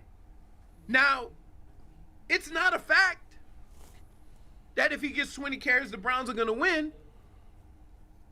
But you can't tell me I'm wrong. Well, the likelihood if it goes up, but where I was going with that, Leroy, is you tell us, you know what these carries do to your body in the micro and in the macro. Is there a big difference? And if the answer is yes, that's fine, we accept it. But is there a big difference between getting 16 carries a game or, say, 23 carries a game? How does that all take the cumulative effect, or does it? I don't know. If you're worried about the cumulative effect of your running back having too many carries, don't build your team around a running back. Oh, thank you. Thank you. Okay? But here, since we're here, then let's use our horses. Thank you. Yeah, Now, you I built will the say team to this. be that way. Right. I will say this. I it. don't know That's it. how a team who predominantly runs the ball can't dominate the time of possession. And if there was one thing that I would fix, is that I would run the ball enough so that I controlled the game clock. They're third in the league in time of possession. Yeah. They're third in the league. That has to be one of the things that you use. And it's here. Right now, Should at be this first. point of the season, you're resetting and you're thinking this. What do we do well? What are we good at? How do we go about it? And how do we get better at it? Okay? You know you're one of the top teams running the football. We know every team's going to try to stop us from running the football and put the ball in Jacoby Brissett's hands. Let's be more creative. Let's find different ways of doing it. But let's still do it to the point where we are controlling the game clock. They're not determining how the game clock's going to be handled. And you have to do that. You have to put yourself in a situation where your offensive line is wearing them down. And I think personally, I don't care how many times Nick Chubb carries the ball, and that's why you have Kareem Hunt, which you're not using him either.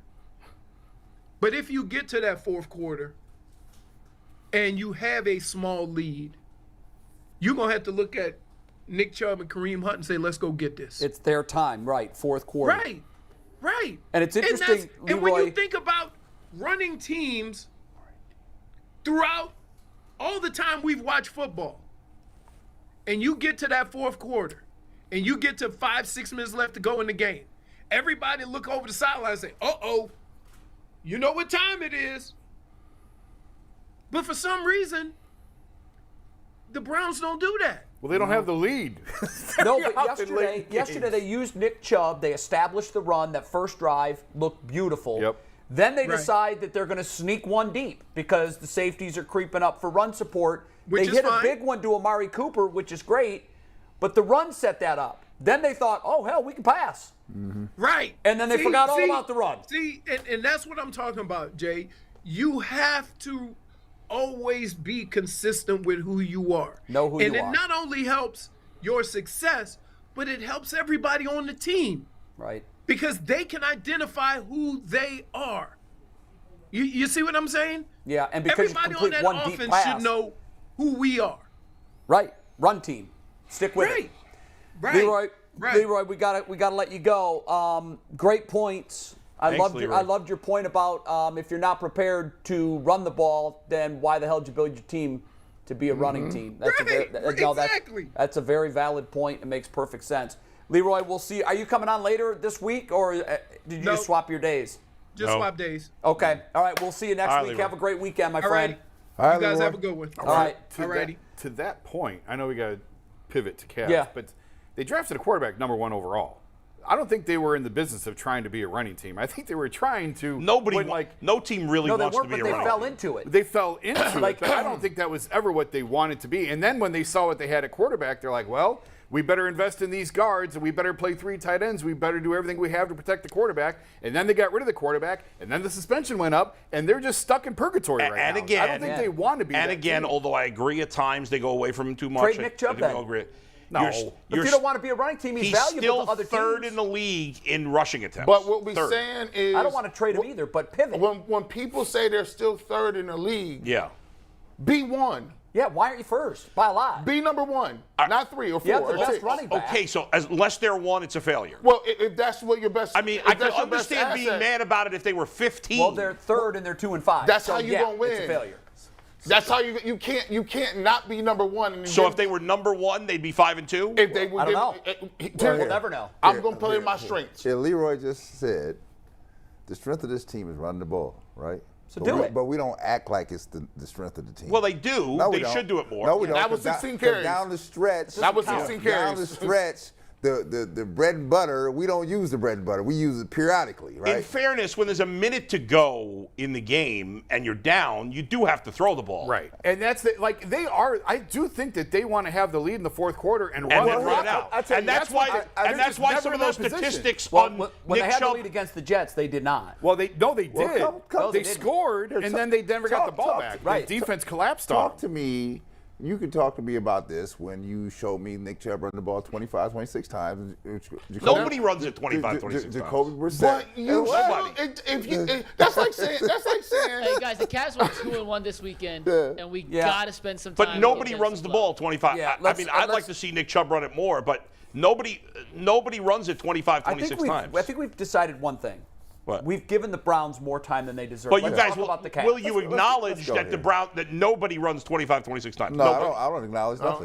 That's I a don't- fact. I Joe don't Mixon care. ran. Joe Mixon ran it that's this year nothing. 30 times. Only one team has Nick talk- Chubb. Gee, the Bengals barely run You the ball. talk to a guy that lived in Chicago when Peyton was running the ball. Well, yeah. I don't want to hear That it. was a different I want to hear it. sport. Only That's one not- team has Nick What do you mean it's Chubb, a different so I don't sport? care what What are other you talking about, teams different Jay, sport? I don't. It's I don't not care. like these Derrick Henry and these elite running backs. They're all in the same category. Derrick Henry just One 2 player years ago in the was league averaging averages all- 20 or more carries this year. One player in the league, and it's Saquon. He averages 20.4. So nobody's averaging close to 25. Right now, what's Chubb's carries? Average. Let's do 126 I'd divided say by 7. 17, 18. 18 on the dot. Yeah, I want him 23. Agreed. I I'd think like that'd more be a good too. number. But let's not. But So if you're 5 carries shy and he's averaging 5 yards a game, it's 25 yards. If you get 25 yards more in a game, they probably are still 2 and 5. oh really? Probably. I agree with that. I don't. Probably. I don't. Probably. I agree with that. I Well, don't. let's put the theory to test. Let's go to the Cavs. Yeah. Yeah, the Browns enough. The Cavs. I was at the game last night. And I almost was lulled to sleep. Donovan Mitchell was that good. I thought they're going to coast to victory. They were up 8. They were up 7 with 47 seconds to go, and then Donovan Mitchell, after scoring 30, I don't know what happened to him. I mean, it was mental mistakes, physical mistakes. It was like the basket had a lid on it for the entire team the last 4 minutes. But as bad as he was the last 47 seconds, really the last couple of minutes, Overtime. he was that good in overtime. They win 117-107. They're 2-1. Mitchell has 100 points in his first three games. Yeah. It breaks Austin Carr's record of 90 Right. in the first 3 games to start a career with the Cavaliers. Check out this stat real quick. Yeah, that's a crazy stat right here. I know. Look at the company that he's in. That's insane. He said afterwards that he actually was really impressed with the crowd, and I was too. It was a good crowd. It was a loud crowd. Jared Allen, 15 points, 13 boards, was a Excellent. force in the middle, had a couple of key blocks. Excellent couple energy. big Excellent blocks. energy. Jetty's been real good the first Jetty 3 was games. great. Yeah. I know. Jetty I almost texted Jason. I'm Jason like, are you hates buying him. Jetty? I know. I don't hate You him. hate him. I don't. He's He just playing doesn't well think though. he's- How much longer you got to play Now, like this before you jump on the Jason, wagon? the Jay? reality is it's 3 NBA games, so it means 0. Right. What's the It's sample completely size, meaningless. right? But he is playing well through 3 Yeah, games. it's big shots. And there's enough talent around him that he can deliver in pockets. It's when again going back to the Brian Hartline, another coach that said it. When you ask guys to do things that they're not capable of doing, that's where you get in trouble. And at times, this organization, because of lack of talent around him, has put Jetty into situations that he's just not capable Fair. of. Well, But in this role, But now they can. I just don't want him on the floor with the game on the floor. Agreed. I love their second line. I mean, when they come in with Love, and Jetty was, I think they mixed and matched well last night. But I think that's going to win them a lot of games this year. I think Lopez come in and put the first game. Lopez didn't play. And I said on the air, I said, I hope we go to Lopez here because that's the second group that brings you energy. Now, you see that. The other thing here, the reason why it's flowing so well, and I give Donovan Mitchell a hell of a lot of credit because he's holding the glue together while Garland is out, right? Yeah. Now, he doesn't have to go for 30 when Garland That's is exactly here. it. Does not have to, but to have the luxury of having a player like that is, it makes the load easier for a whole bunch of people. Sure. Right? Because in overtime down the stretch, give it to him. And ultimately, Give it to him. It gives you a second option for scoring. Like here. Because I thought the last 4 minutes, that's why they went cold the last 4 minutes, because Washington said, we're not worried about anybody else. We're going to stop Mitchell, and they did. And when Garland's back, it reminded me of the Atlanta game last year and down the stretch last year when they needed points late. They couldn't get them. I will point to one point in that game when it was going down to the wire after the last shot, 25 seconds ago on the clock, right? They put the ball in Donovan Mitchell's hand. Yeah. Everybody in the building knew where it was going. That's true. Right? And then he got the shot of the day because he crossed the dude over so sweetly. Lost his defender. I thought, wow. All he had to do was make the shot. But to have that type of person in your lineup is a luxury. Garland and them don't even know what kind of luxury it is yet. And there's a lot of people that was mad about Colin Sexton and Leroy marketing. That's embarrassing. I would just want to let y'all know, man, it's levels to this thing, bro. You seeing the levels right now. I like Colin. He plays hard. He got a good skill set. But when you got that skill set, he got that shake where it's like, oh, no, I'm over here. I get over here. I'm Euro stepping. I got to step back. In crunch time, you automatically just see it. It seemed like a spot shadow just go. The other thing, he doesn't panic. He didn't panic. No, he did didn't. not panic. Respond to him. Hold on. He Did I hear, Jay, did I hear, because I wasn't in the booth last night, but did I hear this, the chance of MVP ringing out that door? Did. Did I hear that? Did I hear that? Hey, I was in the building. Are we really having MVP conversations We're every game? not saying that he's the MVP, but we're saying people He's playing at that level. People in the building realize what you have at your fingertips. I mean, they chanted MVP for Delhi, so let's not get wrapped up in it. People are embarrassed. Yeah, but that was just an affectionate MVP. That's my guy. Although I will say I was a little disappointed the crowd couldn't get in sync. It was like this half of the arena was M, this half of the arena was V, and that half of the arena was P. I'm like, come on, guys, get together. Let's face it, guys. The reality of the NBA, unlike any other sport, Adam Silver doesn't want to discuss it. Nobody in the NBA wants to discuss it. The entire regular season is the preseason. Yes. The entire regular season is the preseason. It's meaningless. But you can learn Everybody something makes from the it. playoffs. You can learn something I don't think you learn anything from it. No, Brad. I don't think you learn anything from it. You learn something. Maybe when you played, Brad, I think it's changed. For those 82 games, it's a little different now, but those 82 games, you learn a lot. What we needed here was we had this young core bull, core, and you saw it in the play-in last year. They didn't know what to do. Right. Now they have a guy that knows what to do. Sure. Now, this is what I'm looking for now. Garland's game going to elevate. It's going to be a different That's elevation. why it matters with them. Mobley, you can see this from Mobley. Mobley is still learning, right? He gives you the cushion now that you can learn. Because he tried some things last night. I said, he's worked on some moves in the offseason. I didn't see that before. That left-hand finish on the break, I saw that. Yeah. Oh, that's what you've been working on? Let me rephrase. The wins and losses don't really matter, ultimately. I think the regular season. Position for home court. But this position, how much does it mean? Here's the point you're trying to make. It's a completely different animal in the postseason. Don't put too much into it. The games come so fast in the regular season. This assistant has this scout this night. There's no question. And Brad, I know. You know this better than anybody. You walk in at 45 minutes before the game. You see the key points on the whiteboard. You go out. You play the game. Done. Move on to the next what you're playing one. the regular season. Like what you're playing for the regular season is for mental domination. I want you to just know this. When you see me, this is what you're going to get, right? Right? And so, because when we go to a 7-game series, it's different. You know it's different.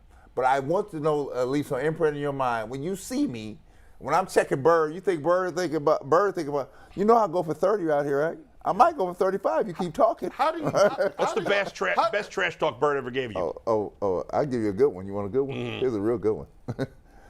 I'm going at him in Chicago. I'm giving him some numbers, 20, 22, them good numbers against Bird, right? So Bird, he has the ball in the corner. Parrish is in the post. He drops in the Parrish, so you know you have to dig back and help Bill Cartwright in the post on Parrish, right? Parrish kicks the ball back out to Bird, who's in the deep corner. Deep.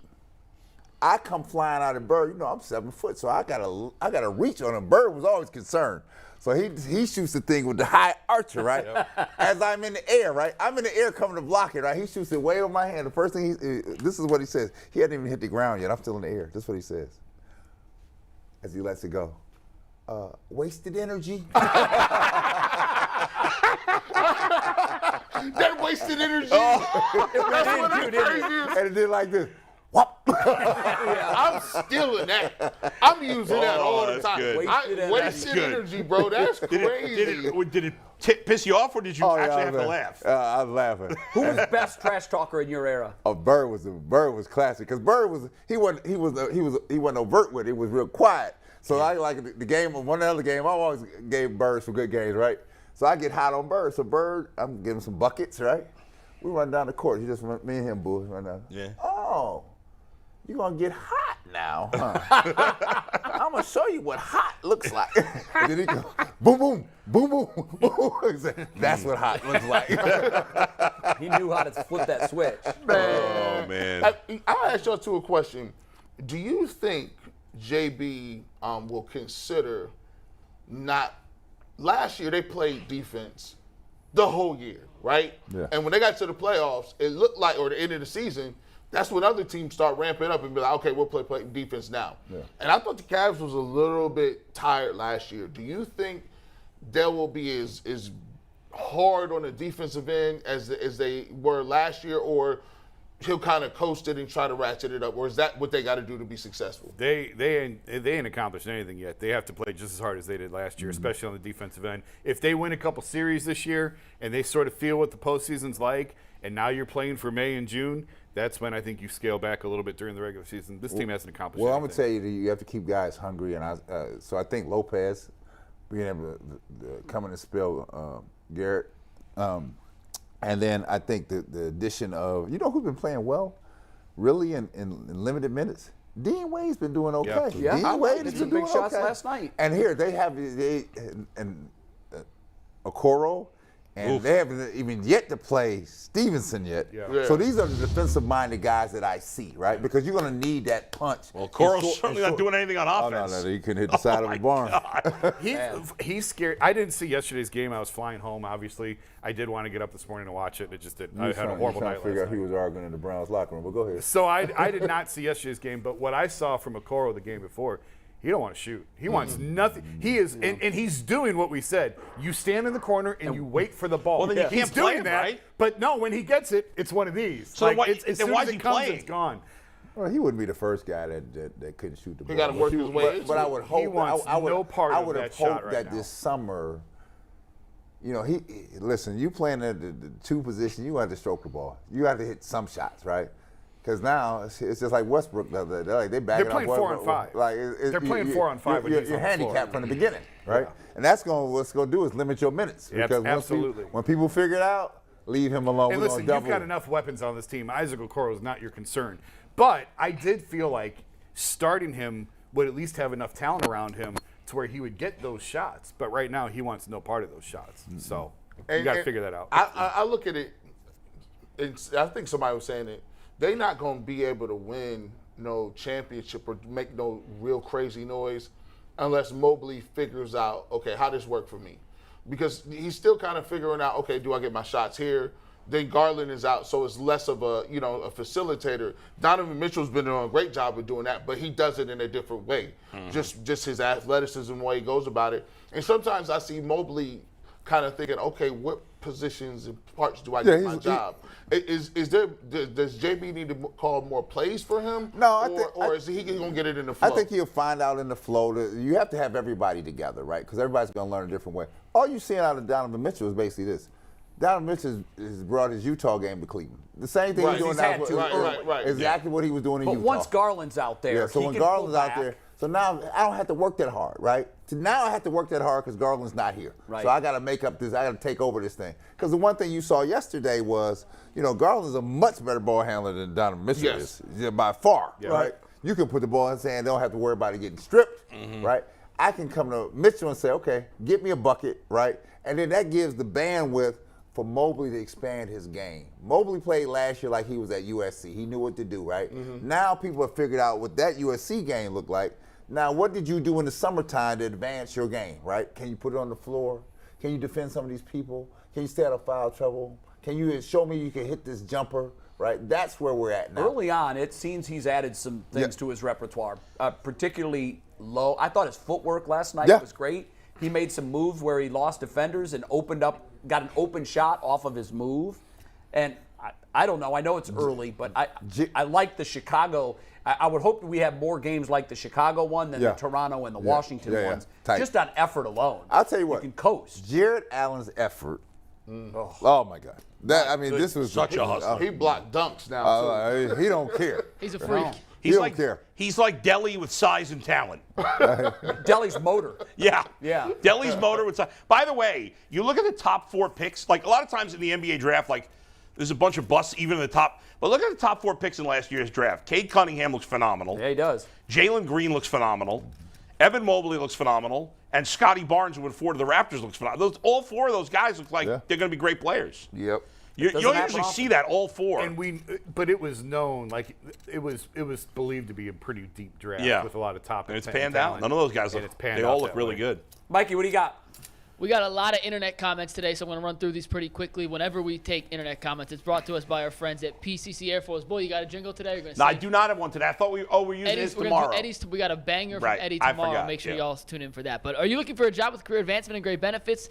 PCC Airfoes is the leading manufacturer in Northeast Ohio. All locations of PCC Airfoes in Eastlake, Mentor, Wickliffe, and Minerva are hiring for all positions starting at $18 up, plus full benefit packages, paid time off, and signing bonuses. Apply online at precast.com/careers to learn more. So I got some injury news on the Browns front real quick. Then we got a bunch of super chats to read. David Njoku out, right? Yeah, wondering about ankle, Pharaoh Cooper in concussion protocol. Jacob Phillips has a pec injury. That's Pharaoh likely Brown. Season ending.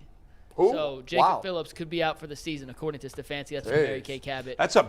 Would be By a the big way, loss. it's a big loss. JJ out David the way. Njoku this week. Njoku. Because the Bengals, he's played great, and the Bengals have not. Although, what's his name? Kyle Pitts didn't have a good game yesterday, but generally the Bengals, that's an area they struggle is against good tight ends. And it also leaves us with one healthy tight end.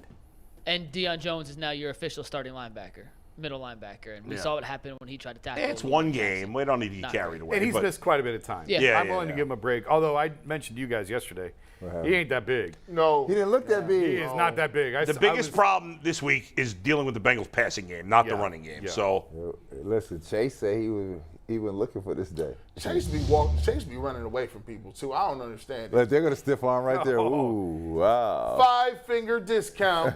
We're going to leave that up as I read some of these super chats because it makes sense. This is from Mike H. He says, Chubb on 3 possessions, 14 touches, and a touchdown. Brown score 17 points. All other 7 possessions, Chubb has 4 touches for 7 yards. Brown scored just 3 points. How? This is from Monty Berry. You can't judge these coaches until Watson gets back. Donnie M. Look at the video again. He's referring to the John Johnson play. We can drop the tag board. I can't look at that anymore, unfortunately. Yeah, I can't. Against the Ravens, whenever Picard goes to a certain side, the run goes that way 99% of the time. Our defense never adjusted to that all game. Nathan Ward says, the philosopher Spinoza says, why does the man fight for their own servitude as if it were their salvation? Stop complaining for a leader and be one. Big Kev, 9539, says Nick Chubb is the best running back the Browns have had since Jim Brown. Kareem Hunt is there to keep Chubb's legs fresh. The problem since 2018 is coaching. We got 3 more. This from EBGBs. Jason, if your boy Stefanski is such a good coach, why can't he wrap his head around the Browns are 2-0 when Chubb gets 20-plus carries? Roberto El Presidente says, come on, Cavs, got to make it happen. And Sir Grizz says, Bull is full of ... Shout out to the Super Chats today.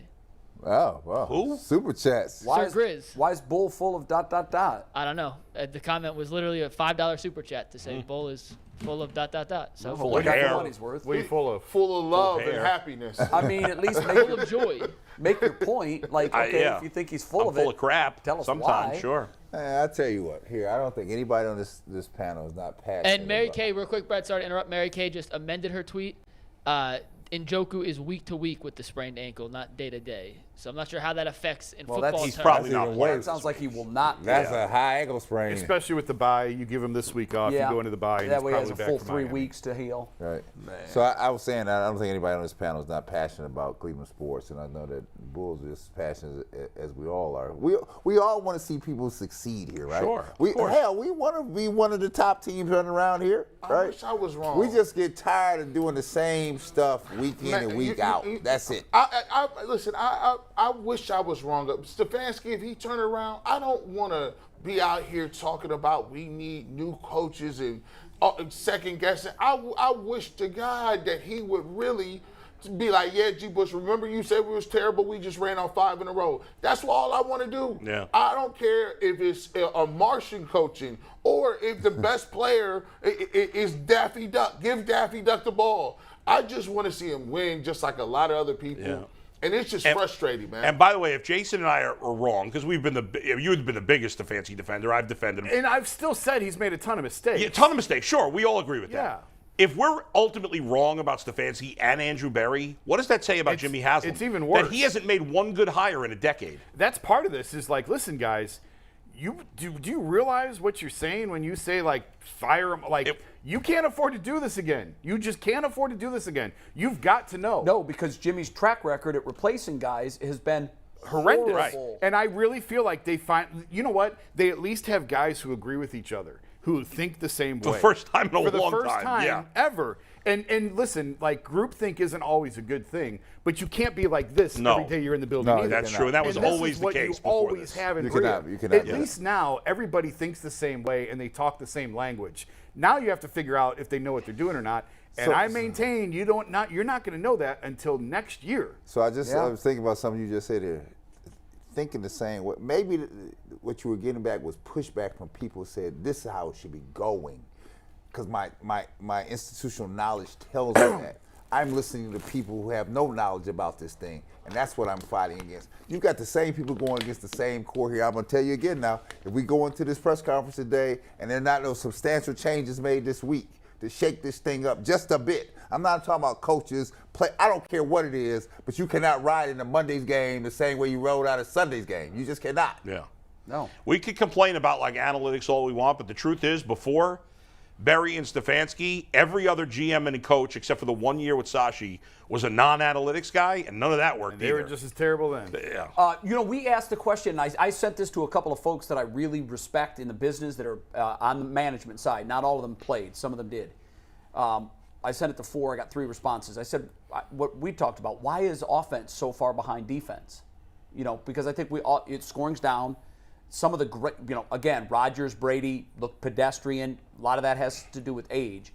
Some of the answers that I got was, in sports, when you play off numbers, something works oftentimes because of what the defense is allowing. Now that we've got more of a sample size against this passing league, and defenses have skewed what they're doing, that makes the set of analytics less reliable. But again, not everybody's using the same analytics. You don't know what everybody's using. I know they're not. Everybody Yeah. has their own numbers, but when you use analytics, what you're allowing history to tell you the future. Does everybody agree with that? Yes. Well, the problem with that is it makes the grave assumption that everything in that experiment remains the same. You understand that? I get what you're saying. Ultimately, though. So if the defenses have changed what they're doing, the set of data that everybody is using as their analytic base for how to run offenses is just by definition going to be less successful. But again, Jay, not everybody's using the same stuff. It doesn't matter what they're using, Bull. I'm not saying everybody's using the same stuff. What I'm saying is everybody has found their numbers that they want to use. Right. That is based on what used to work. It's based on history. Data. Historical data. And so you have to understand that because sports, in baseball, it's, okay, you can hit the fastball, you're not going to see the fastball anymore. Yeah. You're going to see all curveballs. So it's adjustments. And what I'm saying is the league is in the middle of making a big adjustment to the offensive analytical data that's been provided from the past. Maybe. So it's going to be less effective in the future. And they may have to adjust. They will. But I don't think 7 weeks is enough of a sample size when it's been trending the opposite way for years. I agree with that, but it's Yeah. a pendulum. It's a swing. So Everything has to. everybody's using this old data, saying that it works this percentage of the time, but the defenses aren't the same. It's still working for Kansas City. It's still working for Buffalo. I don't know if Kansas City's points per game are up or down. I don't know. But what I'm saying is, as a league, I don't want to just take one subset of data and say, well, it's still working, so it must be effective. I'm just saying what these folks pointed out to me is, because they know I'm not anti-analytic, I just think it should be a mix of gut, eyes, and analytics. Yeah, it should be. And all of these guys agree that there are some teams in the NFL that lean way too heavily on the numbers. My point is we have to understand the numbers that these analytics, it's from the history, it's from the past. And we're not doing the same things now, clearly, because the offenses are less effective. And that's a product of the defense adjusting. So. All right, final takes? You want to do final takes? Do we have time for that? Yeah. Okay, good. I looked in there. I don't even see Mikey. We got a major problem in this town. It's been going on for a while. A lot of the other media members have ignored this, and it's time for me to stop ignoring this. Bally Sports is a disgrace. The way, first of all, people can't watch. They're charging $20 a month, I'm told. I don't have it, but I'm told that they're charging $20 a month for an app that is not working. Okay, a lot of Cavs fans many Cavs fans are complaining that they can't watch these games, that there's black bars on the screen, that it keeps freezing up. There's all kinds of problems. You can't watch baseball games on the app. I think that's a baseball thing, not necessarily a Bally's thing, but still. Like, what is Bally's doing here? And Bally's needs to find a way to be on every cable outlet in town. If they can't, that's on them. Figure it out, okay? Fans in Cleveland should be able to watch their baseball team and their basketball team without it being complicated. So Bally's, figure it out here, because ever since Bally's took over Fox Sports, I don't know if it's a new company or they just rebranded or whatever the hell it was, but it's been a major problem. I've heard a million complaints, and it's about time somebody did something about it. I know Mayor Bibb is going to be on with us. He's on this week, guys. Mayor Bibb is going to be on with us this week. I didn't know Mike was up there. I'm sorry. And I know he tweeted about it yesterday. This is ridiculous. Fans are willing to pay money to watch their team, and they still can't do it. Let's go. All right, let's go. I'm going to be on the heels of you on this one. This is a final take, and this is, I'm sending this out to my own two kids. Cheyenne, who's at University of Maryland, and Shayla, who's at Purdue Fort Wayne, right? And I will tell you this, we're from Cleveland, right? So one thing about being from Cleveland, we ride with them all the way to the end, right? We don't jump off the ship, right? And I know yesterday you guys were frustrated with the Browns, right? And then you got all kind of nicknames for them now because you're irritated. Because it's not just about the Browns, it's about us being from Cleveland, right? And we're different than people in Indianapolis, we're different than people in Landover, Maryland, different than people in D.C. We are just different. We're built different. This is how we do it. We don't jump off the ship. We stay with our people, right? Now, I may come on here and rail and complain about this, that, and the other, but I guarantee you what, I'm with them to the end, right? I'm just going to ride with them, right? That's part of your birthright of being born here in Cleveland. So my word to you is this. I know you're surrounded by folks in Maryland. They're rubbing it into you because Baltimore just took it to Cleveland. And I know you're in Indiana. You have to listen to it because you got the coast people around you. Talk about Cleveland doing Cleveland things. Well, guess what? That's how it goes down here. But I will just tell you and remind you this. One day, this franchise is going to get over the hump. And God willing, we all going to be there to see it. And I don't mean just through the TV. I guarantee you two this. When they get over the hump, finals or not, we all going to the Super Bowl. We're going to be there. Now I guarantee you we're going to get in. But we all going to be in the building. We'll be in the vicinity. We'll be in the city. We'll be somewhere. So you just keep riding with us in Cleveland and just know that here, it's a long legacy of this here in this town, being born from here. We here, you're going to take you all the way out of here. Stay with the Browns, stay with those Cavs, stay with those Guardians. That's what we do.